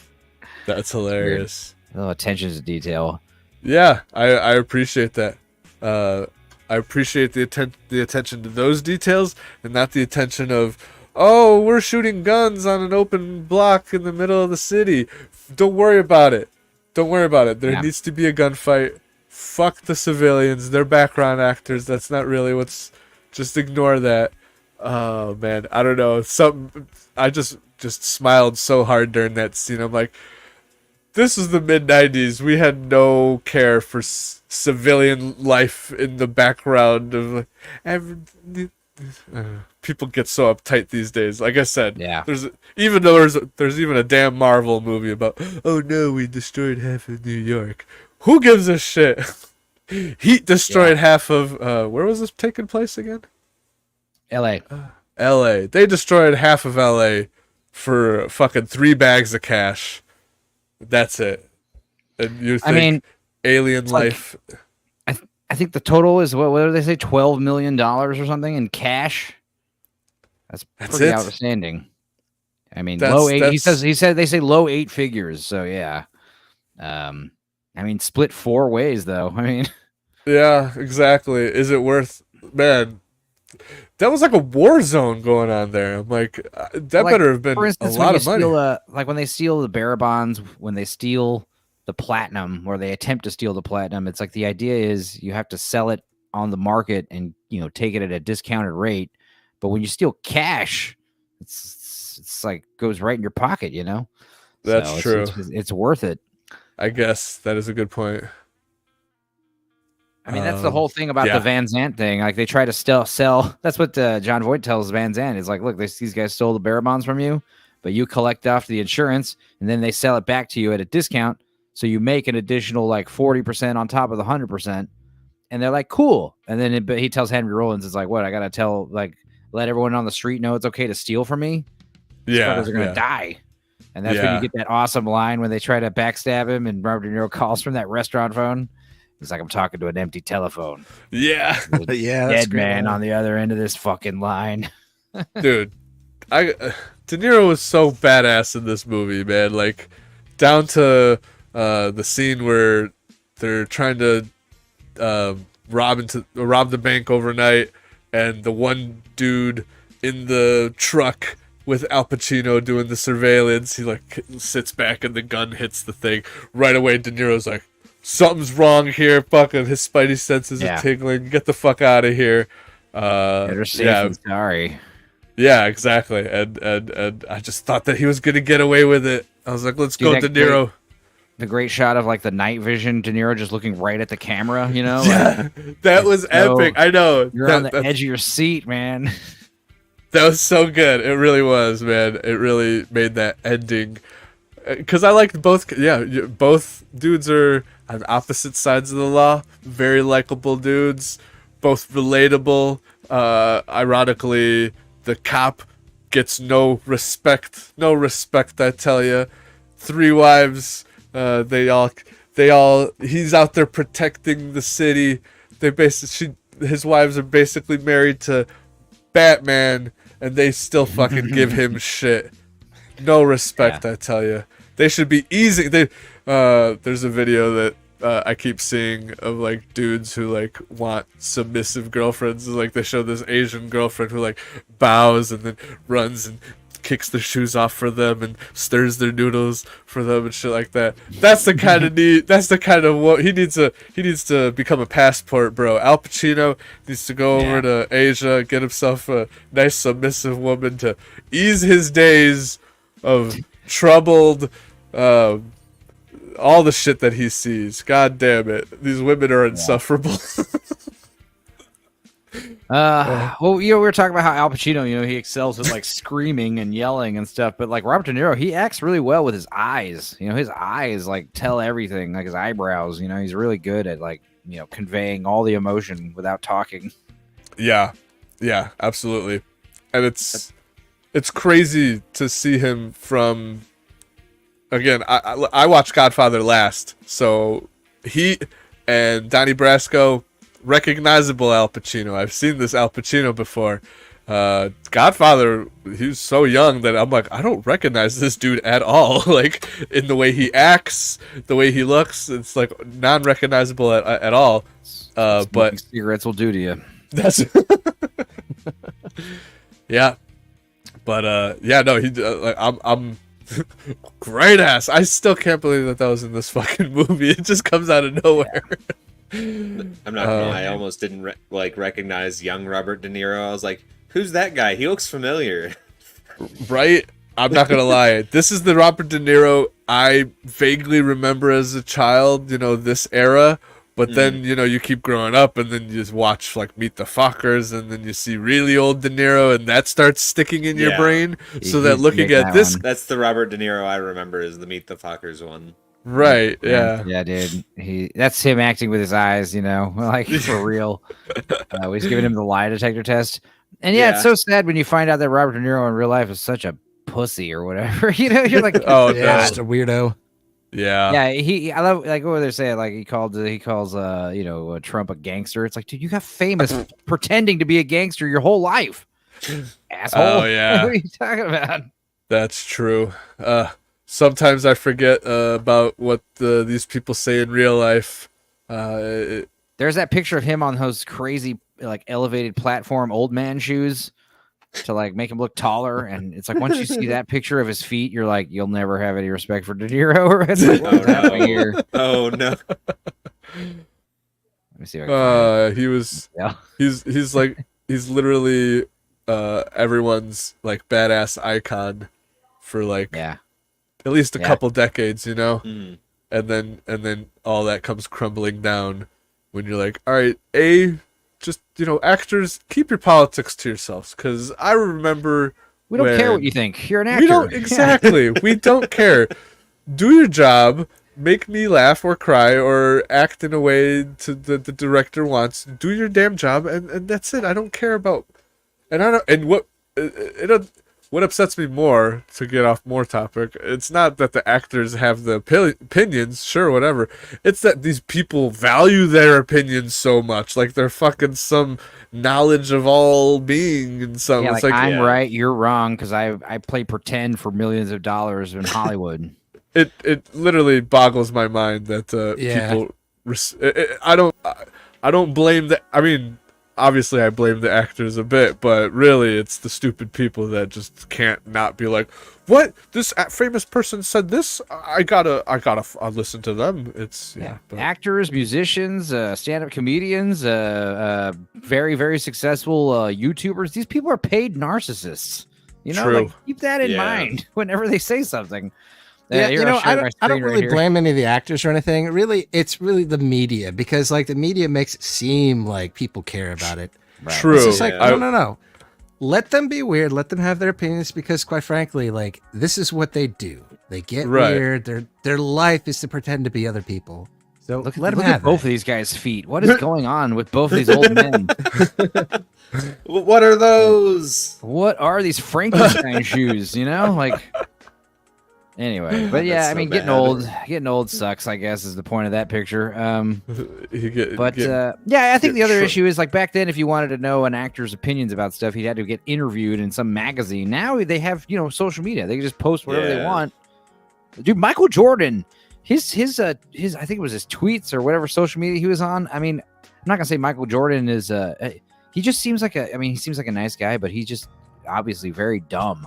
Based on like his self ponderings that he does out loud, sometimes you're like, wow. I like the Tony Hawk tweets where people don't recognize him in public. I'm like, yes, this is what I need. Yeah, have some humility. Whose skateboard is this? He looks down at Tony Hawk. It's mine. Who are you? Oh man. So I think, let's see, what time is, okay. Oh yeah, damn, we've been on this one for a while now. Any last closing thoughts on Heat? I thought it was interesting seeing, because I watched Donnie Brasco first. Yeah. And seeing like Mafia Al Pacino into Cop Al Pacino. I'm like, wait, who's the bad guy? Right. It's not much difference. Him playing a cop or playing a bad guy, it's still crazy Al Pacino. Yeah. Regardless. Well, the big difference is like how he goes from super cool and crazy and like man running the show in Heat, and in Donnie Brasco he's like pitiful. He's kind of a loser. You feel sorry for him, and he does a really good job, like being getting that sadness. Like you empathize for the guy. Yeah. Guys, That is a good where's segue. perfect segue to Donnie Brasco. Yeah, like I said earlier, it was hard not to pick Godfather 2 or Goodfellas, but I was like, no more 3-hour movies. Let's do a short little fun one. And like I said, this movie it gets love, but it doesn't get enough love. It's also, you got that they focus a bit on the cop side of things as well, which is fun. But yeah, this movie really racks up the tension, because there's a it's like Goodfellas, except it's like Goodfellas plus Reservoir Dogs. You know that there's this axe about to drop because Donnie Brasco is a cop, so it's either they're going to find out he's a cop or he's going to bust him, and one of those two things is going to happen eventually. And just really, there's that part where Al Pacino's son overdoses and Johnny Depp answers his call and goes and visits him, and he says Al Pacino tells him he loves him, and you see this look on Johnny Depp's face like, Jesus Christ, dude. Like, if only he knew who I was. Funny story about that scene. His son's in the hospital laying there, and I didn't have subtitles on at the time, and I literally had no idea what Al Pacino was saying to Johnny Depp. And I look over at my girlfriend, who's part Italian, and she's crying, and I'm like, why are you crying? What's happening? She's like, his son's overdosed. What? You didn't? I'm like, I didn't understand a fucking word Al Pacino just said right now. He's like, they had to put a tube in his throat, whatever. Yeah, I heard tube in the throat, and I thought it was like somebody jammed, I thought a gun in his mouth, or I thought it was a euphemism for something, and I'm like, what is he talking? He's like, no, he's on life support. I'm like, oh, okay. Well, Johnny Brasco, I mean, that's the thing is you don't really find out he's a cop until 20, 30 minutes into the movie. You think he's like some jeweler, something's going on, jeweler, and he's just stuck in it. And he does that great thing that cops, undercover cops do is they just they're it's like moths to the flame. Like they don't go approach the criminals. They wait for the criminals to approach them. Yeah. And they make it seem like they're, it was all their idea. But when you find out that, he shaves his mustache and goes to visit Al Pacino in his little apartment for the first time. That's the other thing. He lives in a tiny apartment. Granted, it's New York, New York, right? New York. So everyone lives in high rises and stuff. Yeah, Brooklyn. So you see his house, and he tells him hey, come on, stay, eat something, and he teaches him how to cook. He's not a good cook either. You can tell he's he's Mr. Blowhard. He talks a big talk, and he gets to know him a little bit, and he stays in his house. He gets to eat with him. And he just kind of just lets him into his life, and you find out right then and there that he has a son who he's kind of ashamed of because he's like, my son's a junkie, So he kind of he thinks of Johnny Depp as this son he never had, which makes the betrayal that much more depressing. Which is why that's why that great last line. He's like, he tells his wife if Donnie calls, tell him if it was anybody, I'm glad it was you. Right. Yeah. Yeah, man. Yeah. And it's also good you don't see Al Pacino get whacked. I thought that was tasteful. Right. They didn't do Joe Pesci and Goodfellas. I was about to say, did he get whacked though? That's the real question. Yeah. I don't think Lefty did in real life. I think that's part of the reason why you don't get him see whacked because it didn't really happen. He probably just disappeared. That's like Jimmy Hoffa or something. Oh, my favorite scene is when he's cooking after he invites Donnie over. And he's cooking. He's like, "Oh, you gotta throw a punch of salt." He's like, "What? A punch? A pinch? Pinch? What do you mean pinch? A punch? I say pinch? A punch? What I say? Punch or salt? Said a punch. Sometimes you don't know making no fucking sense." Yeah. Also, Fugazi and Fugazi. Forget about it. Forget about it. What do you use forget about it for? Yeah. It could be anything. Yeah. If something's I love really that good, scene. If something's really good, say forget about it. Something's really bad, say forget about it. If something's whatever, forget about it. Sometimes it just means forget about it. Yeah. It was like Paul Giamatti and the other guy, that other famous actor. They're just like, forget about it. Yeah. Yeah. My favorite scene was the airport when he clocks the lawyer in the face. He's like, yeah, try to touch my cock. Yeah. Similar to 21 Jump Street too. Yeah. I was just saying, I'm like, wait a second. Did that happen in 21? Is that a reference from 21 Jump Street? Probably. This old lady tried to touch my cock. Also, when they go to the Japanese restaurant, it's like, Yeah. "Take your shoes off," and he's like, my old man died from slopes like these, or whatever he says. Yeah, Yeah. you They can't, beat the can't say fuck out of that that. word on YouTube no more. I'm so Oh. sorry. I meant an hill. I meant an inclined hill. Yeah. But yeah, like just beating the shit out of that poor restaurant guy for no reason, literally. Like, like Didn't want to get Donnie his Brasco's cover blown. You can Yeah, tell Donnie Donnie Brasco's feels doing a bad lot. when they're in the bathroom. He's just like There's like a lot pushing of stuff himself you can against tell the he's wall. And they're like, feeling bad. do it. Yeah. There was a lot of internal conflict. I could see same thing with Al Pacino and Johnny Depp. Al Pacino in Heat and Johnny Depp. Again, the wives. They're so insufferable. Yeah. And he goes home to her bitching about, oh, you're never here. It's like, you know what? Sometimes dudes have to work. And just calm down, lady. And just like, I'm leaving you. Being a bitch about it. And yeah, I sound like I know this whole episode I'm just woman hating. But goddamn, mafia movies, even Sopranos had one of the most insufferable. Breaking Bad. We don't talk. You know what? I'm gonna do like a series on insufferable wives. There you Don't go. do it. No. In Breaking TV. Bad. Everyone hates Breaking- Skylar so Oh, much. God, everyone Skylar's- despises Skylar. I Yes. noticed. Yeah, you can't blame these women though, because their husbands aren't really, it's not like their husbands are There. some awesome, pinnacle of, fatherhood and great husbandry. Like they're up to Yeah. no good. But Um, they were the ones to pick the man, so that it falls on them. They shouldn't have picked that man if they didn't want that kind of lifestyle. That's my. I love when they, Anne Heche gets Donnie to go to couples therapy, and he's like, Yeah. you're never home and all this stuff, and he's like, I work undercover for the FBI, Yeah. and the therapist should have been like, oh, well, yeah, Anne Heche, don't you think you're being a little too hard on him? I mean, he's Yeah. in this country, right? Exactly. Don't you think you could be more there for her? That's what I'm saying. That's what I'm like. Why are the women so mean to their husbands who are just trying to make a living? And that's the theme. Okay. We changed the theme. It's not mob crime movies. Yeah. It's wives who aren't grateful for their man having jobs. Insufferable bitches stream. Insufferable bitch. Jenny was the Jenny was the villain in Forrest Gump. I fully agree.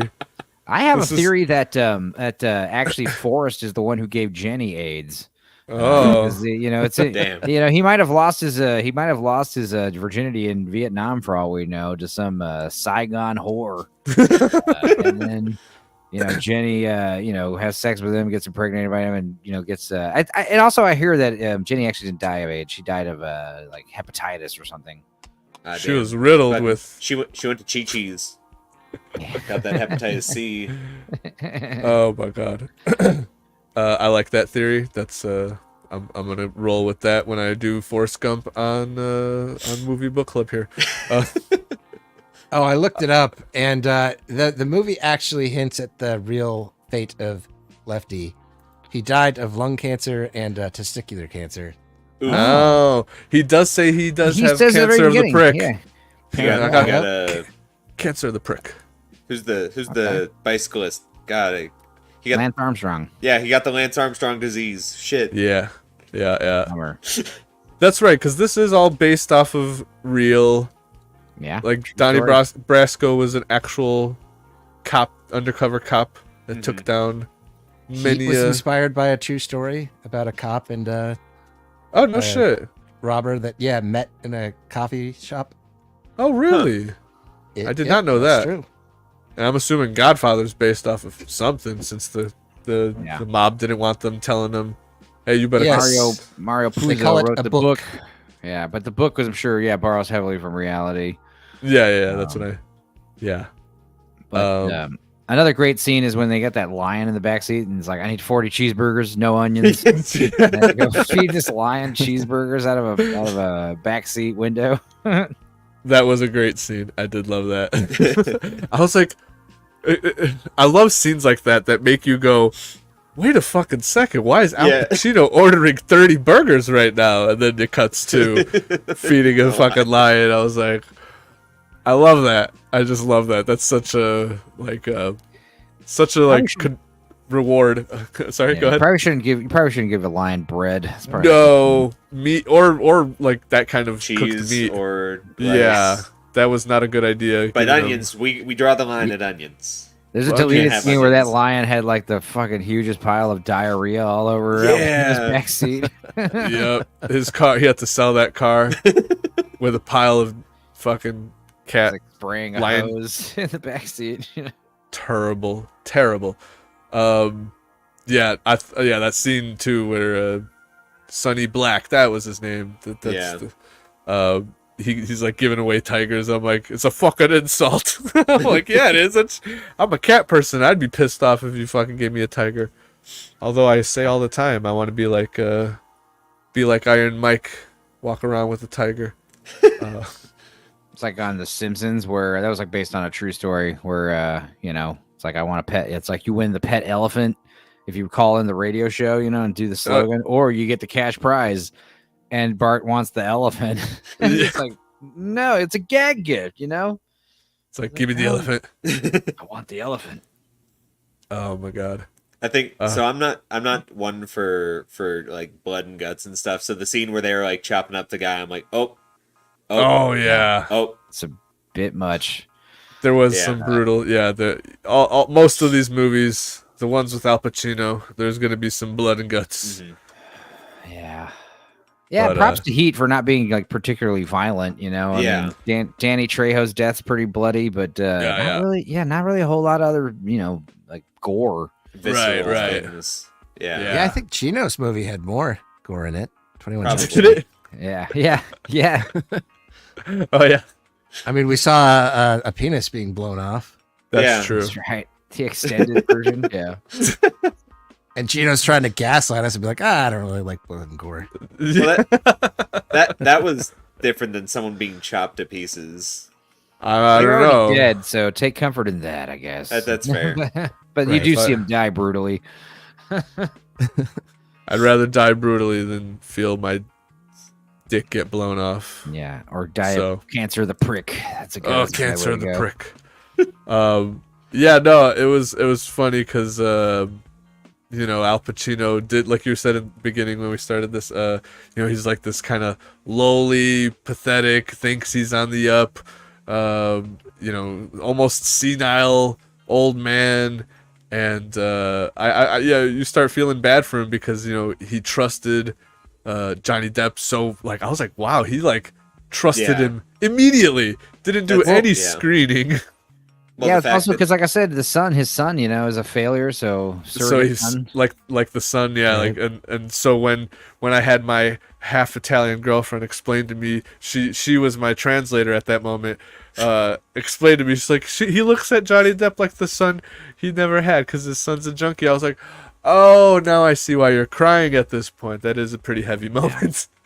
But Al Pacino being Al Pacino, and also he's playing this crazy old man. He talks in metaphors and fucking short sentences that the just wise don't guys. like he talks like a wise guy.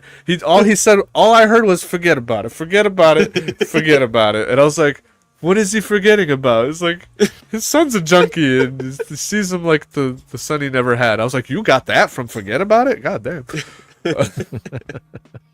But yeah, no. It's also not just Al Pacino's character, but kind of like I was saying with Goodfellas and this movie, it's like just all the criminals in general. Like I said, there's none of this like larger than life aspect that Godfather does.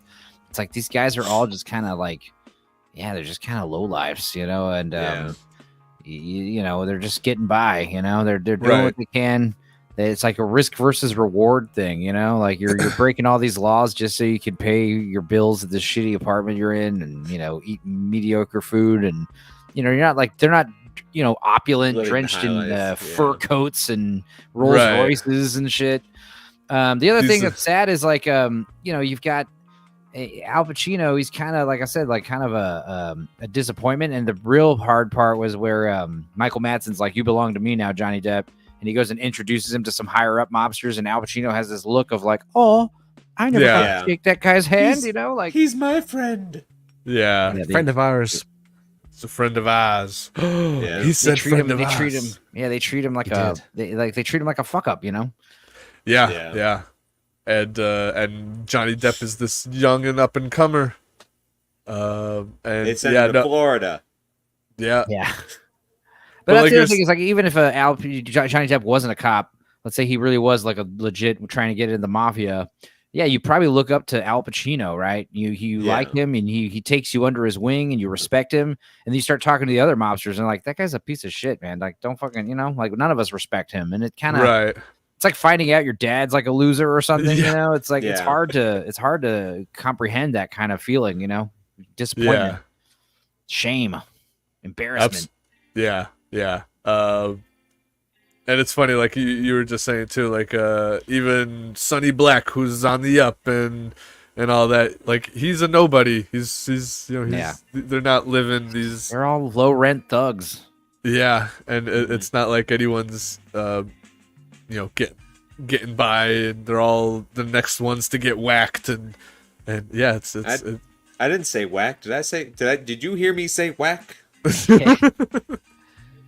Oh yeah, like when they fucking surprise him with the lion. Yeah, he's Yeah. like, oh, he thought he was gonna get whacked. He thought he was gonna get whacked. Next time, maybe.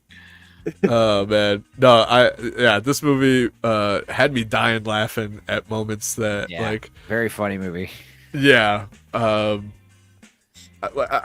don't know why, but like subtle, like just dumb little one-liners that they just like the forget about it and just like that just has me dying laughing so hard. I don't know why. The fucking punch of salt, pinch of salt. Sometimes it don't make no fucking sense. It's just fun, charming character elements. It's not necessarily like jokes, you know, Right? Gags. It's just like these guys seem cool. These guys seem like they're they're having fun despite everything going around them. Yeah. Great characters. And again, I don't know what I expected. I don't know what I expected from this movie because I only guess what the movie is based off of like The title. DVD, the title and the DVD covers and all that stuff. I thought it was either both of them are gangsters or both of them are cops. But no, I thought this was thought there was something else. I've lost. Never mind. I lost my train of thought. It's okay. Train's been But derailed. derailed train. But no, yeah, I was quite surprised with this movie first time watching it, and 2 thumbs up. Great ass. Oh wait, no, that was Heat that had a great ass. Still a crazy fuck. Oh what? That's the scene where How can a like DVD have a great ass or a VHS? And hey, she's got a great body. I mean, R.I.P. Yeah, she knew she's a too real much about fireball. Ellen DeGeneres. Yeah, she knew too much about Ellen's dark secrets. God Had her damn, whacked. that's crazy. Yeah. R.I.P. Great ass. But no, the scenes where I was just remembering the scenes where Al Pacino's acting crazy, where the thermostat's broken, and he's like, Yeah. "Oh, it's just this guy fucking with you." He's like, "No, it's you fucking with me." and it's like, "What? What do they keep calling each other? Like pieces of shit or a son of a bitch? I don't know." But they get all offended. Cocksucker. Yeah. Cocksucker, there you go. Yeah. I don't know why I was laughing too hard at that scene for no fucking reason. It's like, I'm a Again. cocksucker. Yeah, He that pulls was- out his little that was rinky funny. dink knife. I'm a cocksucker. Yeah. Well, it's a funny scene, but when you think about it, it's sad because it's like Al Pacino could never talk like that to Sonny Black or someone else. So he has to, Yeah. he has to lash out to the only guy that's like under He him, can. Yeah. Right. That's a good point. He just has to vent to somebody. He's got to take out his aggression and frustration on somebody. And Yeah. it's Donnie who, by all accounts, he should be very nice to, Yeah. Right. But he is you got to razz the new guy. That's the way Yeah. I see it. Wasn't that also Hi. after Sonny Black Dude. started taking him under his wing too? Yeah, that's kind of another reason why he's like jealous kind of thing. Yeah. Yeah. Oh yeah. And that's another really sad, powerful moment when he's like, he holds that gun up and he's like, if you're a rat, and he just puts it up to his head. It's like, Yeah. dude, that's rough, man. And one of my favorite scenes was the Christmas where they're exchanging the gifts. Yeah. They both give each other money. And Yeah. Stanley's like, Guys, hey, if you ever want, spot. yeah, if you ever give me a present, like weed or money or whatever, something like that is great. Gift cards are okay, but money's better. But yeah, he gave him money and then took it right back. It's like, Yeah. hilarious. This scene or this movie was a fun ride all the way through. Yeah, I'd say this movie has like the most emotion and heart out of all 4 movies. Yeah, you don't really pick up on it really, like until you really like start talking about it and you realize like, man, dude, it's sad. It's a sad movie. yeah, yeah. I agree. It did. It had a lot of heart, and yeah, you started feeling bad for Al Pacino. And he's just trying to get by. He wants to get. I know you know what? I also thought by the end of the movie that Johnny Depp was gonna go rogue, and Right. because you could see that he did want to help him out. He wanted to get him a boat and get him fucking. I thought he was gonna try to help him escape the life. Hey, you kind of think that happens because like they go up to Anne Heche, the cops, the FBI, and they're like, "Your husband's off the grid," and you're like, Yeah. "Oh no." Well, yeah.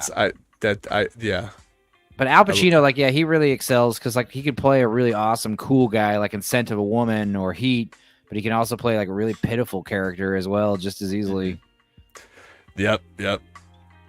That's what I think I was gonna go for with that whole rant about seeing the cover and all that, and what I assumed about this movie. I didn't assume, that Al Pacino was like this pitiful character. You see the cover and they look like they're two badasses about to get shit done. That's why I thought they were both like gangsters. I mean, he is technically a gangster, but like I didn't expect him to be like a pitiful kind of character. So that was a bit of a surprise.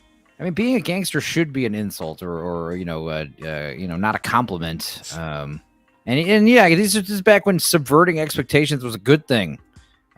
Just like 21 Jump Street does, like subverting expectations at every turn, and not the way like stupid Last Jedi did it. Just like I despise that movie. Yeah. That's why we're friends. Because if you didn't, I don't think I'd be hanging out with y'all. That's the only of the sequel trilogy that I've seen, and made me not want to watch either of the other two. I have posited that it is literally the worst movie of all time because if it was good, we'd be living in a different timeline right now. I wouldn't be on YouTube talking about movies. I'd be, I'd be a big fan of Star Wars. There'd be so many people I've met on the internet that I would not know if it wasn't for that stupid movie sucking. If that movie was great, it'd be life as normal, everything would be fine. Disney would be doing great, it'd be how radically different the universe, the world would be if that movie was great. It boggles the mind. Yeah. Butterfly Effect, good movie. Yeah. My favorite thing about Butterfly Effect is they keep referencing the much better movie 7 throughout it, and you're like, God, I wish we were watching 7. Let me see here. Farrell was saying you should look up Forrest Gump 2. Oh, no. Never got Don't made, tell me but there's there was a Forrest Gump 2. script Okay. written. And Even also, better than Forrest Gump 2, there's an Indian Bollywood version remake of Forrest Gump, and it looks hilarious. I watched the trailer, and it looks amazing. I am in. Yeah, I'm in. We're watch party in the Discord. Let's go.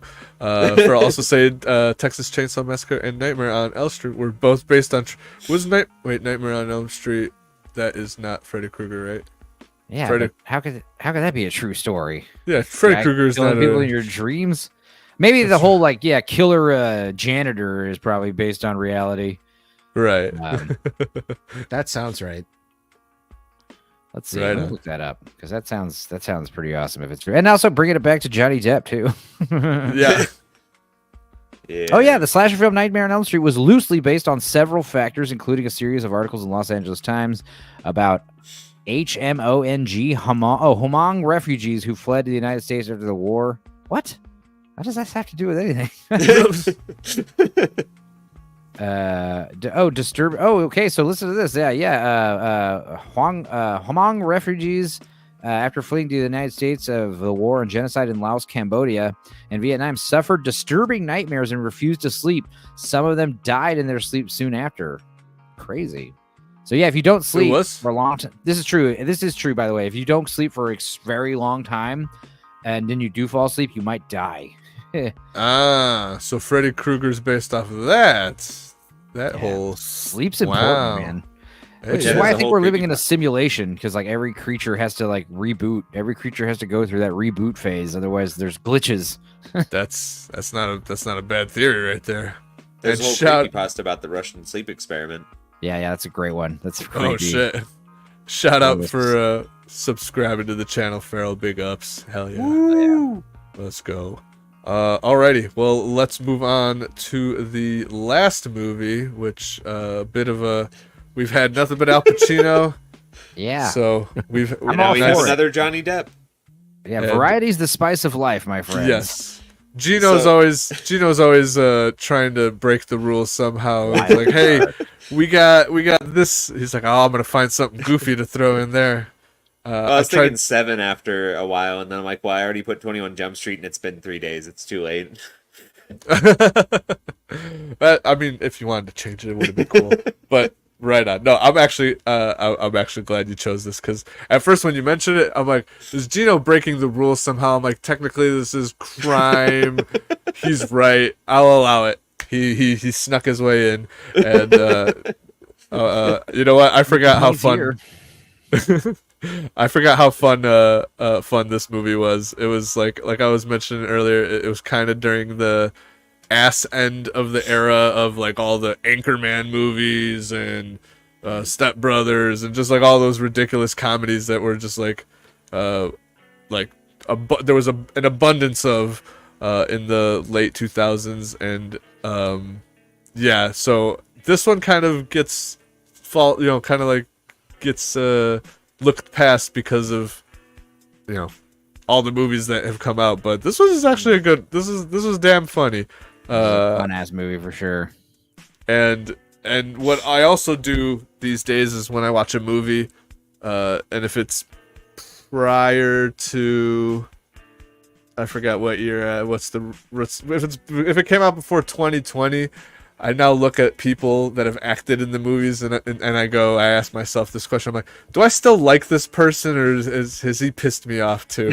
And I think Jonah Hill and Channing Tatum haven't really pissed me off in the last like four years. So it was nice. There is a problem with like when fat guys lose a bunch of weight, they tend to become assholes.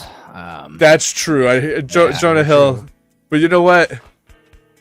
He lost. You know what? He's in better health. If he needs to be an asshole to be in better. Well, then he gained a bunch of weight for War Dogs. So. Oh right. Well, this movie's funny because like Fat Jonah Hill's like officially a thing of the past, but also Channing Tatum really like showcasing his comedy muscles in this one. Mm-hmm. Oh yeah. First time really. Yeah. It was kind of jarring because a lot of us who know Jonah Hill know Fat Jonah Hill from Superbad and all that, and I think there was even like a throwback line that I was like, wait, did he say that in Superbad at one point? Because it is all about like high school. Oh, that was the other. We'll get into that in a second. But them pretending to be high school students. So I think there was a couple of throwback lines that Jonah Hill did in this movie that were reference to Superbad, I think. But yeah, we all know Fat Jonah Hill. He still looks kind of weird. Like when fat people become skinny, it's a hit or miss. In my opinion, Fat Jonah Hill is funnier. I'm sure skinny people are always funnier. Yeah, fat people are always. It's just the rules, exactly. If you want to be funny, just be fat. It's kind of a plus. But I also thought I was gonna say that Fat Jonah Hill is good for comedy. Maybe skinny Jonah Hill is good for dramas and that kind of such. But. Hold on, I gotta take issue with the fat people are always funny because there's Melissa McCarthy and she's not funny. Well, she's a woman and women aren't usually. No. Yeah. Who knew Paul was gonna bring this out tonight? Yeah, no, I'm hating on all women, not just the insufferable mob wives. No, I'm joking. Paul, I think we need to have like a wellness check on Dabs. Is she okay? She's fine. She sits next to me saying the same shit I'm saying. Like, women these days, they're all whores. No, I'm joking. I mean, she hasn't been on stream in months, Paul. That's Polish true. man shakes fists at window. We or can- shakes we fists can- at cloud. We'll get her to she's fine, guys. Don't worry. Gabs is. I didn't force her to lock her in a room and force her to make me sandwiches all day. No, I'm joking. First scene of the movie with Jonah Hill doing his Slim Shady thing and Yeah, oh my God. school. It's just my God, it's so good right from the get go. And Ice Cube really steals the show in this. And the sequel especially. Yeah, The especially. sequel's Yeah. probably just as funny as this one. But yeah, Ice Cube's amazing in this one. And yeah, like I said, this movie does a really good job of like it's constant subverting expectations. You know, you've got the class act plot where it's like the jock is now in all the hanging out in all the nerd classes, and the nerds hanging out with all the cool kids, and yeah, you've got for instance like the scene where they think the gas truck's gonna explode. And they're like, Yeah. "Oh, okay." Oh. And then the chicken truck explodes Yeah. for no reason. Like it's like that's like the whole movie basically. Yeah. Dude, you punch me because I'm gay? Yeah.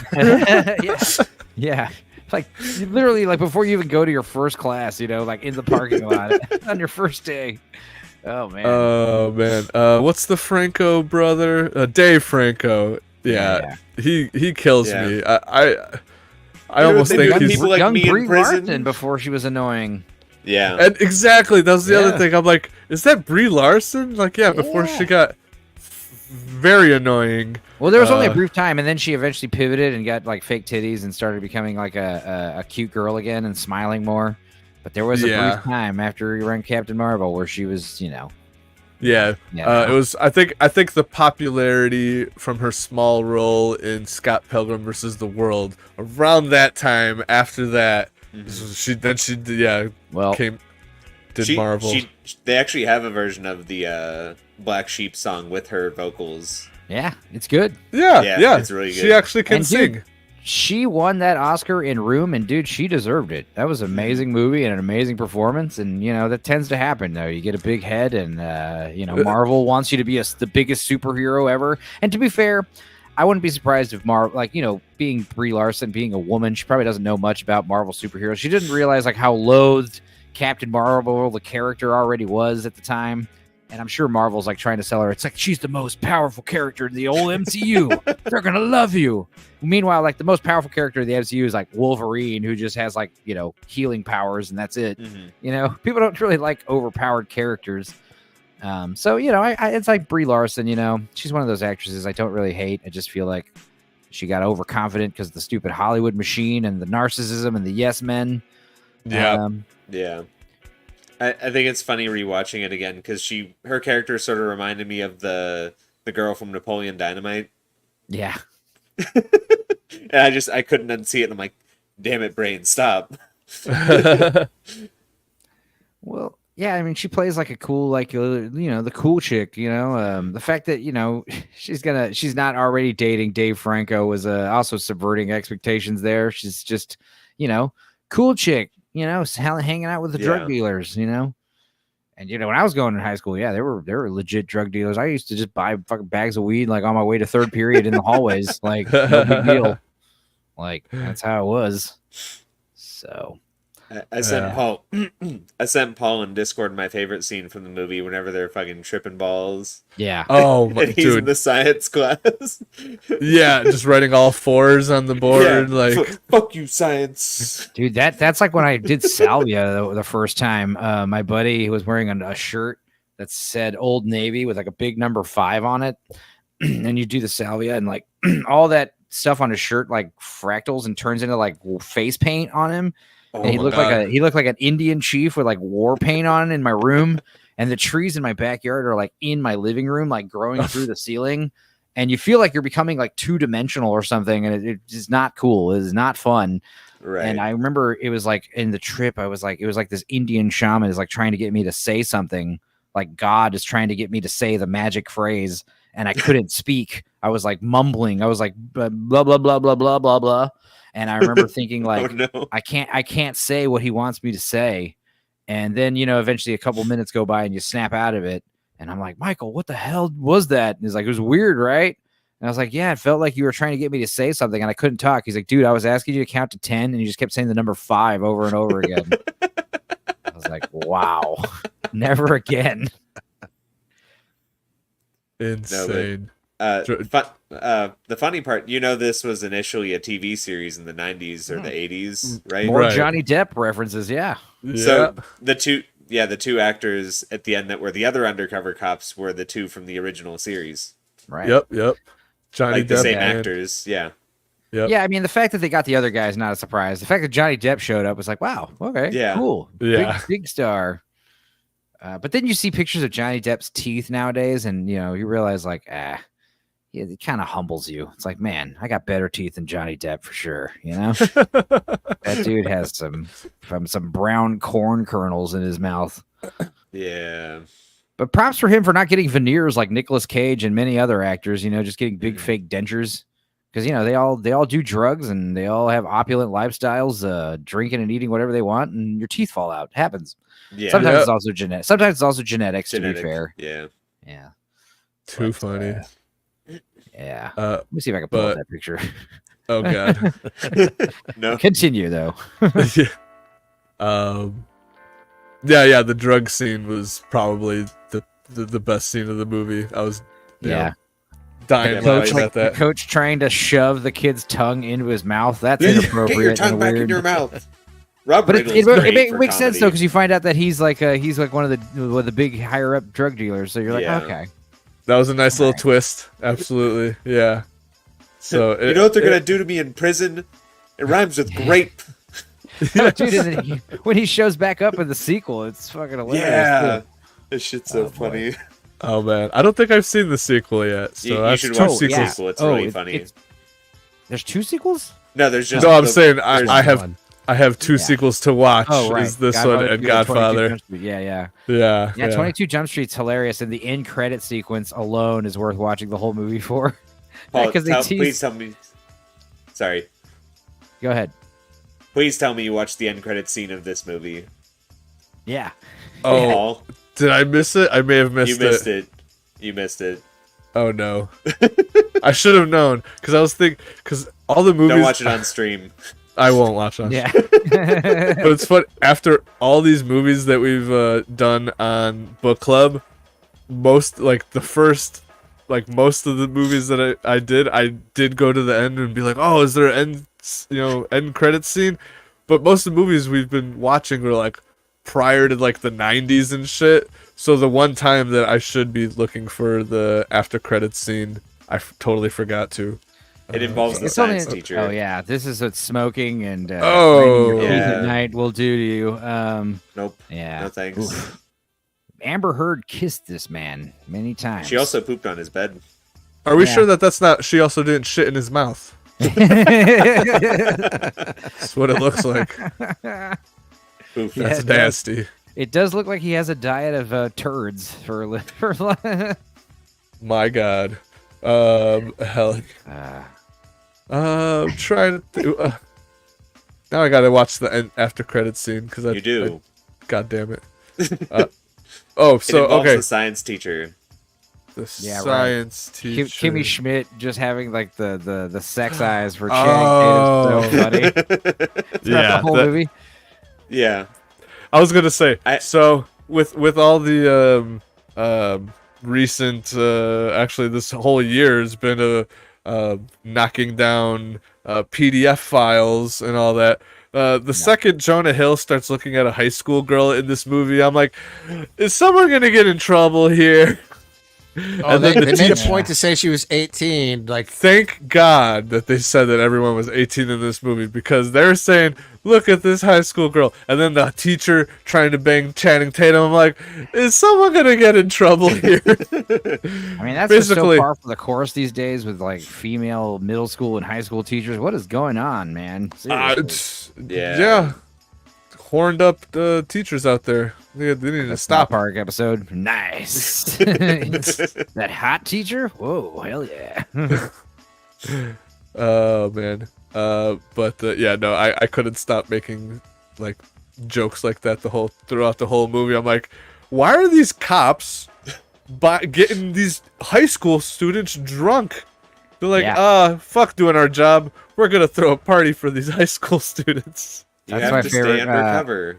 Yeah, getting everyone ready, and Ice Cube's like goes right up to Channing Tatum. He's like, I don't want any fucking students, any fucking the teachers. And Jonah Hill's like, I promise we're gonna behave. I wasn't talking to you with your titties, your man boobs. Like, what he says earlier, he's like, yeah, you were a virgin all through high school. It's like, it says that in the file. He's like, no, I can just tell. You know? And then when they're about to throw that party as well, they're like, you guys not throwing a party, are you? It's like, no, we're not doing it. But that's the other thing is like, yeah, back in the day, like, you know, the struggle to get booze. It's like, dude, we're literally just going to the liquor store like normal. Like, it's awesome. I grew up in El Paso, so we would just go get drunk in Mexico. Like, no big deal. Like, just drive downtown El Paso, park your car, walk across the bridge, 5 minutes, and then now you're in Mexico. Dang. Like $10 drinking drown for these cartel bars. Pay $10. Pay $10 all the booze you want, and it's like, how is this legal? How are they making money? It's like, it's all a money laundering front. That's fair. Good times. Yeah. What also was cool about it is like, because you have cliques in high school. You know, you got the nerds and the marching band kids. I was like a drumline marching band stoner kid, and then you got football players and theater kids, and you know, all the emo kids, and we would all be in Mexico partying together in the same bar. Like, it was like, hey, what up, emo chick? You know, girl. That's really cool. I remember seeing like, you know, fucking Whitney like dancing in her underwear on some speaker, and then we all go back to school Monday, and I'm like next to her at her locker, and it's just like, hey, Whitney. Nice panties you had there. Yeah, hell yeah, they were. That's awesome. I'm jealous. Yeah, my little brother's jealous too because he didn't get to do it because like right after I graduated, like drug war kicked off out there, and no one was allowed in Mexico. You need like a passport. You need a passport to cross the border. When I was in high school, we would cross like drunk as shit, 16, 17 years old. We'd have like a high school ID with like our picture on it and just be like, American. And they'd be like, American. Go ahead, go back into America, drive home drunk. We don't care. Wow. That's awesome. It was rowdy. By the time I moved to Austin, I was like 18, and everyone was like, get a fake ID, man. You go to 6th Street. I was like, you know how much drinking I've done in the past 3 years? I'm good. Mexico has ruined me. No, I'm joking. Yeah, honestly, it saved me because, like, that happens typically. People who are real sheltered go to college and lose it. Like crazy alcoholics. I was like, I'm good, man. Yeah. Kind of same thing happened to me. I learned how to play guitar and played in a band for like most of my 20s, and they never card band members.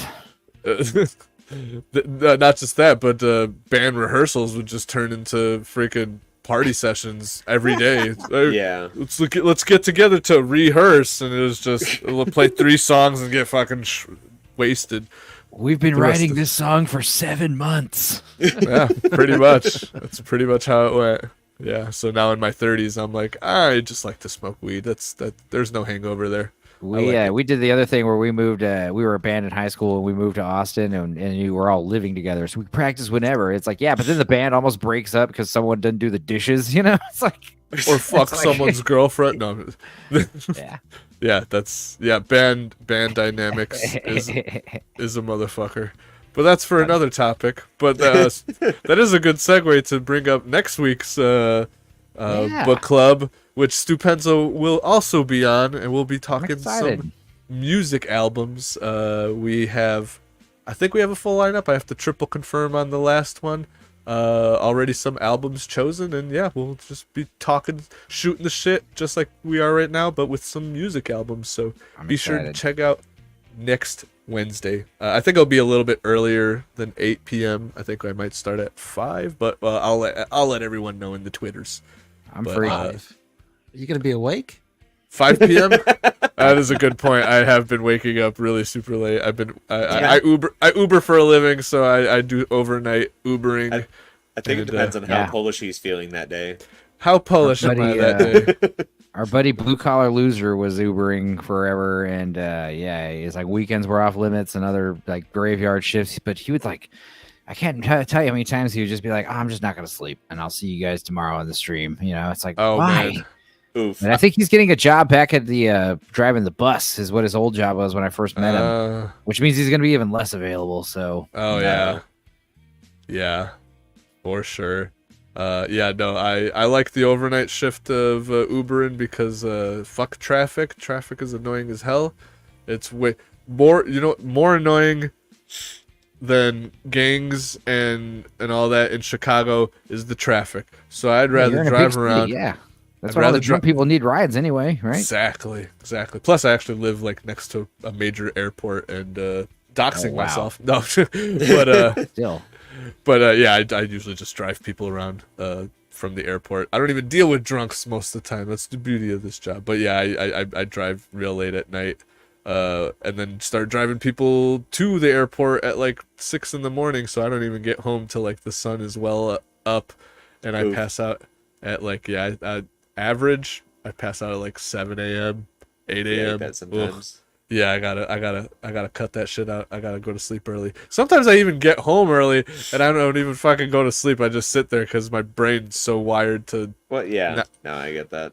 Well, I typically kind of convert to nocturnal mode during the summer because I'm out in Texas, and it's been a very mild summer this year. We haven't had we've had barely any days over 100 degrees, but there's been some summers where it's like, dude, I'm just gonna sleep through this heat, and I'm a vampire. Yeah. I'm like mowing my lawn at like 9 p.m. You know. Total nocturnal person. It's still 90 degrees outside at night. You know. But as long same thing with the Ubering at night. I'd rather be driving when there's no sun beaming on me and I have to combat it with the fucking blasting the AC on me. Yeah. It's like, you're in Chicago. You have the brutal winter to look forward to. Yeah. I welcome the winters. Winters are nothing compared. Like, I mean, the summers here are pretty brutal too. Like, humidity is a motherfucker over here, and I'm Polish, so I sweat a lot. My balls off than have to like shovel snow and I actually drive on ice. I'm the opposite. Yeah, I could deal with the driving on the ice. I could deal with doing hard labor, the equivalent of extreme cold can kill you easier. Like extreme heat just needs some shade, some water. You'll get leathery skin and you'll be irritated. But ask yourself this: what's easier, to warm yourself up or to cool yourself off? Yeah, I mean, if you don't have a indoor area with air conditioning, you ain't cooling yourself off unless you get ice or a body of water. But to warm yourself up, you just start running and fucking bam, you're warm already. That's why crime is always worse during the summer or around the equator. Everyone's like, mild grievances like will lead to a shooting match. Like people's tempers are on edge. Yeah. Oh yeah. With temperature, I like to see it as like, when it's too cold, I can bundle up as much as I want. No one bats an eye. When it's too hot, I can only get so naked before it's a crime. Yeah, exactly. That's a good point there, Gino. That's what I'm gonna start telling people. It's like I like cold because I don't have to get naked and get in trouble. Anyways, what? Okay. Another thing I loved is Jonah Hill's parents. They were funny. Yeah, they killed me. That Wonder Years baby photo of him. Yeah. Oh, like Fred Savage and naked. He's like, it looks like I died in a car crash with this like memorial you have of me. Like, can you please take these pictures down? Oh God, yeah, that shit killed me. And then after the party, that same picture with the dick in his mouth. It's like, I don't know, that kind of looks like a plane throwing up. I also love how quickly they become friends. In high school it's easy to like just like, oh yeah, whatever, nerd. You're like mortal enemies. But then, once you're in the adult world, it's like, can we be friends? Let's be friends. And that's all you need. Yeah. But then they can help each other. Right. Then like ships in the night, they become enemies again, but with the opposite. Now he's part of the cool group and he's part of the nerd group, but the nerd group's getting shit done, actually doing Yeah, police but work, yeah. where Jonah Hill is just trying to go banging high school chicks the whole time Yeah. and abandoning his job and his post. Channing Tatum's also like helping these nerds like kind of get out of their shell a little bit. Which That's is what I'm cool. saying. Channing Tatum was the hero of this story, and Jonah Hill was the Well- bitch who it's bros before hoes. Jonah, don't you know that? I don't want to spoil it, but in the sequel, when they go to college, they do the reverse again, where Yeah. Channing Tatum's now hanging out with all the football players like he should be, and it's pretty good. It's really good. Right on. Well, as long as they're still doing their job, my gripe isn't that who's with the jocks or who's with the nerds. My gripe is Channing Tatum was still doing the police work, whereas Jonah Hill just abandoned. He was even talking about going back to college. Jonah Hill does just chase tail the whole movie in part 2, but it's so funny. I don't Yeah, wanna it is. spoil Oh, it. it's. I- You'll, it's one I of the- don't want to spoil it either. It's one of the hilarious, though. funniest. There's like a scene in part 2 that is one of the funniest things ever put to film. It's just like, and it's just Channing Tatum laughing basically. Yeah. Oh man, God, Wha- laughter's I'm gonna contagious, watch it. guys. Oh, no, What's I, is the second one is which Channing Tatum movie is where he says my name's Jeff? My name is Jeff. Yeah. What is that? I- That's not I can't 21. Or, remember. that's not. I don't think that's the Jump Street. it's not a Jump Street movie. Yeah. Hang on. It's no, it's 22 Jump Street. Yeah, you're right. Oh, it is? I It thought the so. Oh, is that what Okay. sequel. My name is Jeff. Yeah. My name's Jeff. Okay, Yeah. all right. I was trying to place where that's from because I've heard it so many Yeah. times. All right, cool. Now I have something to look Now I forward to. remember. Yeah. I gotta watch. That's in the 22. first like Yeah. 10 minutes of the movie. Too funny. Yeah. This movie just good old fashioned, like late Buddy cop movie. buddy cop, Yeah. late 2000s, comedy, like similar to Anchorman and just like those over the top comedies and stuff like that. Definitely right up that alley right there, and I thoroughly enjoyed it. Is this directed by anyone? I'm looking it up right now. These directors it was a duo, Phil Lord and Christopher Miller. The guys who did Cloudy and a Chance of Meatballs, the Lego movie. They were almost going to do the Solo movie. Anytime someone gets fired by Kathleen Kennedy, they get my respect. Like the fact that they weren't willing to play ball. They did the Spider-Verse movies. Big deal. Lego movie. They produced Cocaine Bear, apparently. Yeah. Elizabeth they- Banks directed that one. That's hilarious. If we ever do a, no, I got the perfect movie for one of these, and everyone will hate me for it. Okay. Not true. Velocipaster. What? Okay, Velocipaster. It's on gonna- Netflix. we're gonna do. All right, I need Or it's to on do. Prime. It's on Prime for free. All right, I do have one of these movie book clubs. I need to find out where to fit movies like whatever you just mentioned and Iron Sky. Schlock movies. B schlock movies. There we go. Yeah. That's what I need. I need to do a B schlock movie club. Kind of what I specialize in on my channel. I just making fun of really crappy movies. Oh god, it's so fun. You'd have a lot of fun with Velocipaster. Yeah, I'm familiar with it. Actually, Cannoli Sasquatch, they actually ripped that movie apart on their channel. But what's funny is they didn't rip it apart. They were like doing a bit where like they were just praising it nonstop, Oh how my genius God. it was. I love. And it was pretty amazing. That's great. So Well, I'd recommend that. definitely. I'm definitely gonna put that in the calendar very soon. Yeah, Gino, I'm gonna need you to come on and choose that movie. sounds amazing. I would recommend the movie I Bought a Vampire Motorcycle.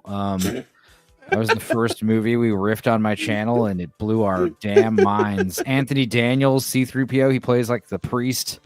And it's about a British guy who, first of all, I didn't realize like British people had bikers, you know? But yeah, this British biker, he buys a new motorcycle, and it literally like sneaks out of his house at night autonomously and drinks blood and runs on blood. Oh, what the fuck? And it was All right. amazing. You need to come on that Easy. episode too. I'll be hitting you up for some fucking beach slap movies. That sounds awesome. I think it's gonna be the best episode of book club yet. Because yeah, I am down for that. Holy shit, that sounds like a wild ride. Alrighty. Any last thoughts on 21 Jump Street before we close her out for the night? Great, 2 thumbs up for this. Yeah. All the movies tonight. I was about to say, it's just series of book clubs movies was really good. Yeah, Yeah. absolutely. All bangers. They're all bangers. All bangers. Heck yeah. I'm trying to think of any other goofy moments or you know what? I just remembered from this movie. After the Chris Parnell in particular, the acting coach. Yeah. He cracks me up just in general, but then the scene when they do the drugs and the overconfidence kicks in and he fucking does the scene for I got a crow. oh my god, yeah, that Or when that he runs the relay, that shit was oh so funny. What are you doing? When Channing Tatum goes into the the band recital and like wrecks all the percussion instruments, like you'd be in big trouble. You know how expensive Oh, a yeah. gong is? You know? There's yeah Fucking yeah A big gong like that is like thousands of dollars, man. Like, oh my god, yeah oh shit, yeah, no, this movie was great. That drug scene will be infamous what for did they years call to the drug come. again? What was the street name for the drug again? HFS. Holy HFS. fuck. Holy Shit. fucking shit, yeah, HFS. Oh, also, a shout out to, I don't know if you guys are familiar with Dax Shepard. Yeah. The nerdy kid that Tatum, I actually, have seen some of his recent YouTube stuff he's trying to do. He at one point did something with iDubbbz to do like a smoothie channel, smoothie making show, game show on a channel. But since iDubbbz was attached to that, it fell apart. Weird. Just like his own Dax life. Flame. Did I say Dax Shepard? You did. Yeah, Dax Dax Shepard's the one who's Flame. married to Kristen. What's her Chris- face? Yeah, Yes. Kristen Bell. He Kristen was also Bell. the evil person in Employee of the Month. Yes. Yeah. Okay. I meant Dax Flame, not Dax Yeah, he's the Shepard. nerd from Project X. Yeah, I see. Yeah. Okay. Yeah. My dumb brain associated Dax with another Dax. Anyways, yes.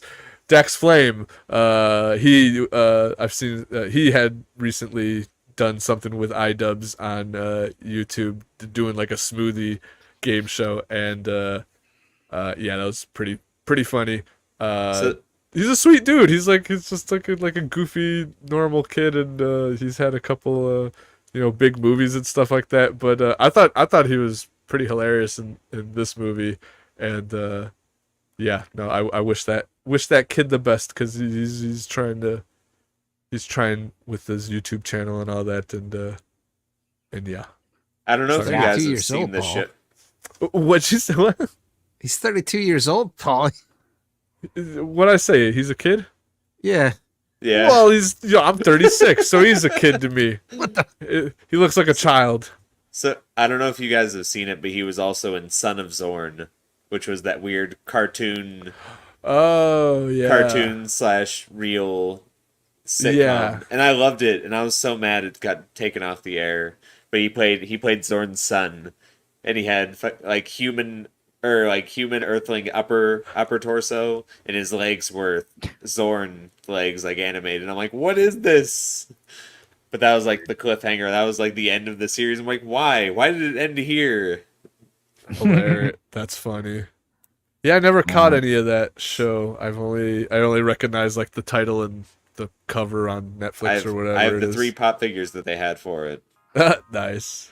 I Dude, have I to check also that love out. what was this? The kid from Scott Pilgrim. He's one of the band members. He's the kid who he makes a YouTube video of him on the Oh yeah, HFS. young Neil. And Yeah. they're He like, was "This young kid's a Neil. Yeah. badass." He's like, "He was a badass, and now he's dead." Whatever he Yeah. said. I just like the random jump cut to him tripping balls and just like staring at the screen, and then it's him hitting the hi hat, and you're just like, oh, He's like playing the guitar with the accordion. Like this is Yeah. the harmonica. I mean, this is the song I just wrote, or whatever he says. Yeah. Yeah, that shit's too funny. Oh my Very god. good. Yeah.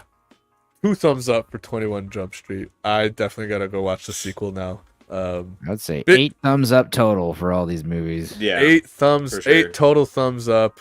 All bangers, absolutely. Yeah, let's thanks again everyone to the chat for hanging out. Y'all have been legends. Thank you so much. Let's do outros here. Let's start off with Stupenzo. What do you got coming up? Where can people find you? Oh yeah, Stupenzo on YouTube, Stupenzolicious on X, Twitter, whatever it's called, and yeah, like I said, I mostly just talk about movies, make fun of movies. In fact, me and my buddy Sammy Threepeat, we did a full-length commentary for the unknown 15th X-Men movie called Generation X. It was awful. It was made for TV movie. Matthew Frewer, who you know from Max Headroom and Honey, I Shrunk the Kids and the Dawn of the Dead remake and a few other movies. He is doing his worst Jim Carrey impression the whole movie. Like it felt like Batman Forever came out and the producers, the directors, or whoever were just try to make it look like that. Try to make it be like Batman Forever. It was a very bizarre X-Men movie with Emma Frost and Jubilee and a bunch of other random characters. It was weird. It was weird. And this but was I had a fun- released? Yeah, it was made for TV, 1996. It was a huge failure. Came out before the original X-Men movie, the 2000 X-Men movies. You know. Wow. Gotta look into Yeah, that.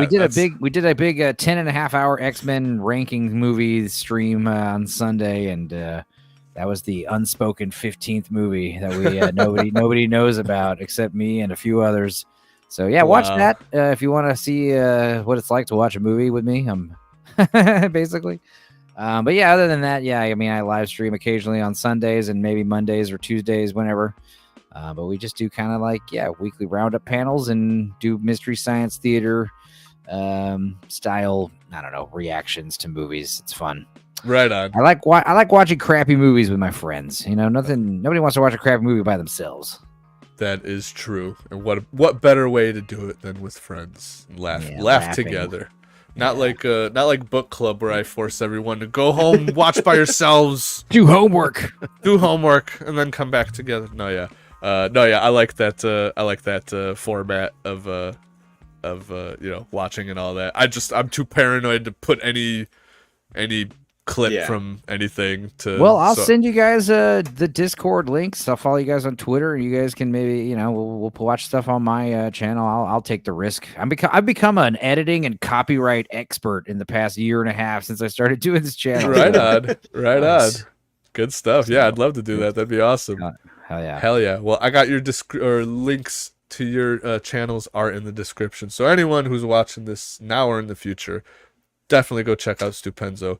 Does great work. Hell fucking yeah. And again, can't wait to next week. He'll be back talking some music, some albums. So I'm excited. that'd be good stuff. Hell yeah. Can't wait to have you back. Next we got Geno. Geno, what do you got coming up? So I don't know what I'm streaming this weekend, but I'll be streaming at least Saturday and Sunday, and I will be joining the Company Boys at some point on Friday for their kickoff stream. Let's go. Hell yeah, bro. Hell yeah. That's If you like my name, under my name, Janet Nutsack. That is moniker I got from my friends. Janet Nutsack. They were playing the word jumbling game, or the letter jumbling game, to name people, and it was Janet Jackson, but they had the letters to make Janet Nutsack, so that became my nickname for it. well, Janet Nutsacks if you're nasty. Well, it's official. Geno has transitioned to Janet Nutsack, so next time you see him, Say, hey, Janet, nutsack. Hell yeah. Well, Gino's Twitch and YouTube are down in the description below. And like he said, this Friday, Company Boys are going to be doing a marathon, subathon, / roulette, gameathon. We'll be streaming all day Friday on the new Company Boys channel on YouTube and Twitch, I think. I don't know if we've confirmed that, yes or no. But there is a Twitch, Company Boys Twitch as well. So we'll be sending out links and, yeah, prepping for that this Friday. Which will be, the next thing we got coming up, the marathon. And then I think Saturday, I'm pretty sure we'll also be doing more Borderlands with more Company Boys stuff back on my channel. That will be the last Company Boys series that we do, exclusive still to my channel, is the rest of Borderlands 3. But do expecting more, or pretty much all the Company Boys from here on forth gaming streams will be on that new channel. So we got to get people to sub over there. Hell yeah. And other than that, Insidious, is there anything else you got or we got going on? I don't think coming up. I think next month we got I think 2 streams with Melee, James, and Kay in September. But I think that's like 7th and 27th something. Right on. And I think not this Saturday, but next Saturday, Cult of Carl. And then book club back again next Wednesday. That I think is it. It's funny because last book club I did everyone's intros and I totally forgot to do my own or outros. I mean, I was like, "What are you doing? What are you doing?" All right, thanks for coming by, guys. See you later. I'm like, I forgot to mention what I got going on. Whatever. So that's why I'm trying to triple check before I forget. But usually we're doing the same shit, so it doesn't really matter. That's true. Me and Insidious here just invades my channel and is like, I'm gonna do some sexy stuff with you. No, sorry. To be clear, that's not what I say at all. The music came on and that's what inspired me to say that. I got distracted. Feeding the ducks. Damn, feeding the ducks here. I love this song. Anyways, that I guess will do it, unless we think of anything else that we got coming up. That's it. I'd like to thank chat once again for hanging out during our ramblings and talkings of these fine, fun movies. Thanks again to these wonderful gentlemen. Do give them a click on their links below. Follow them. Show them love. And hell yeah. Until next time, ladies and gentlemen. Next book club again next Wednesday. Parade wave. Paul, parade wave. Parade wave, everybody. Oh, yeah. See you guys next time. Bye.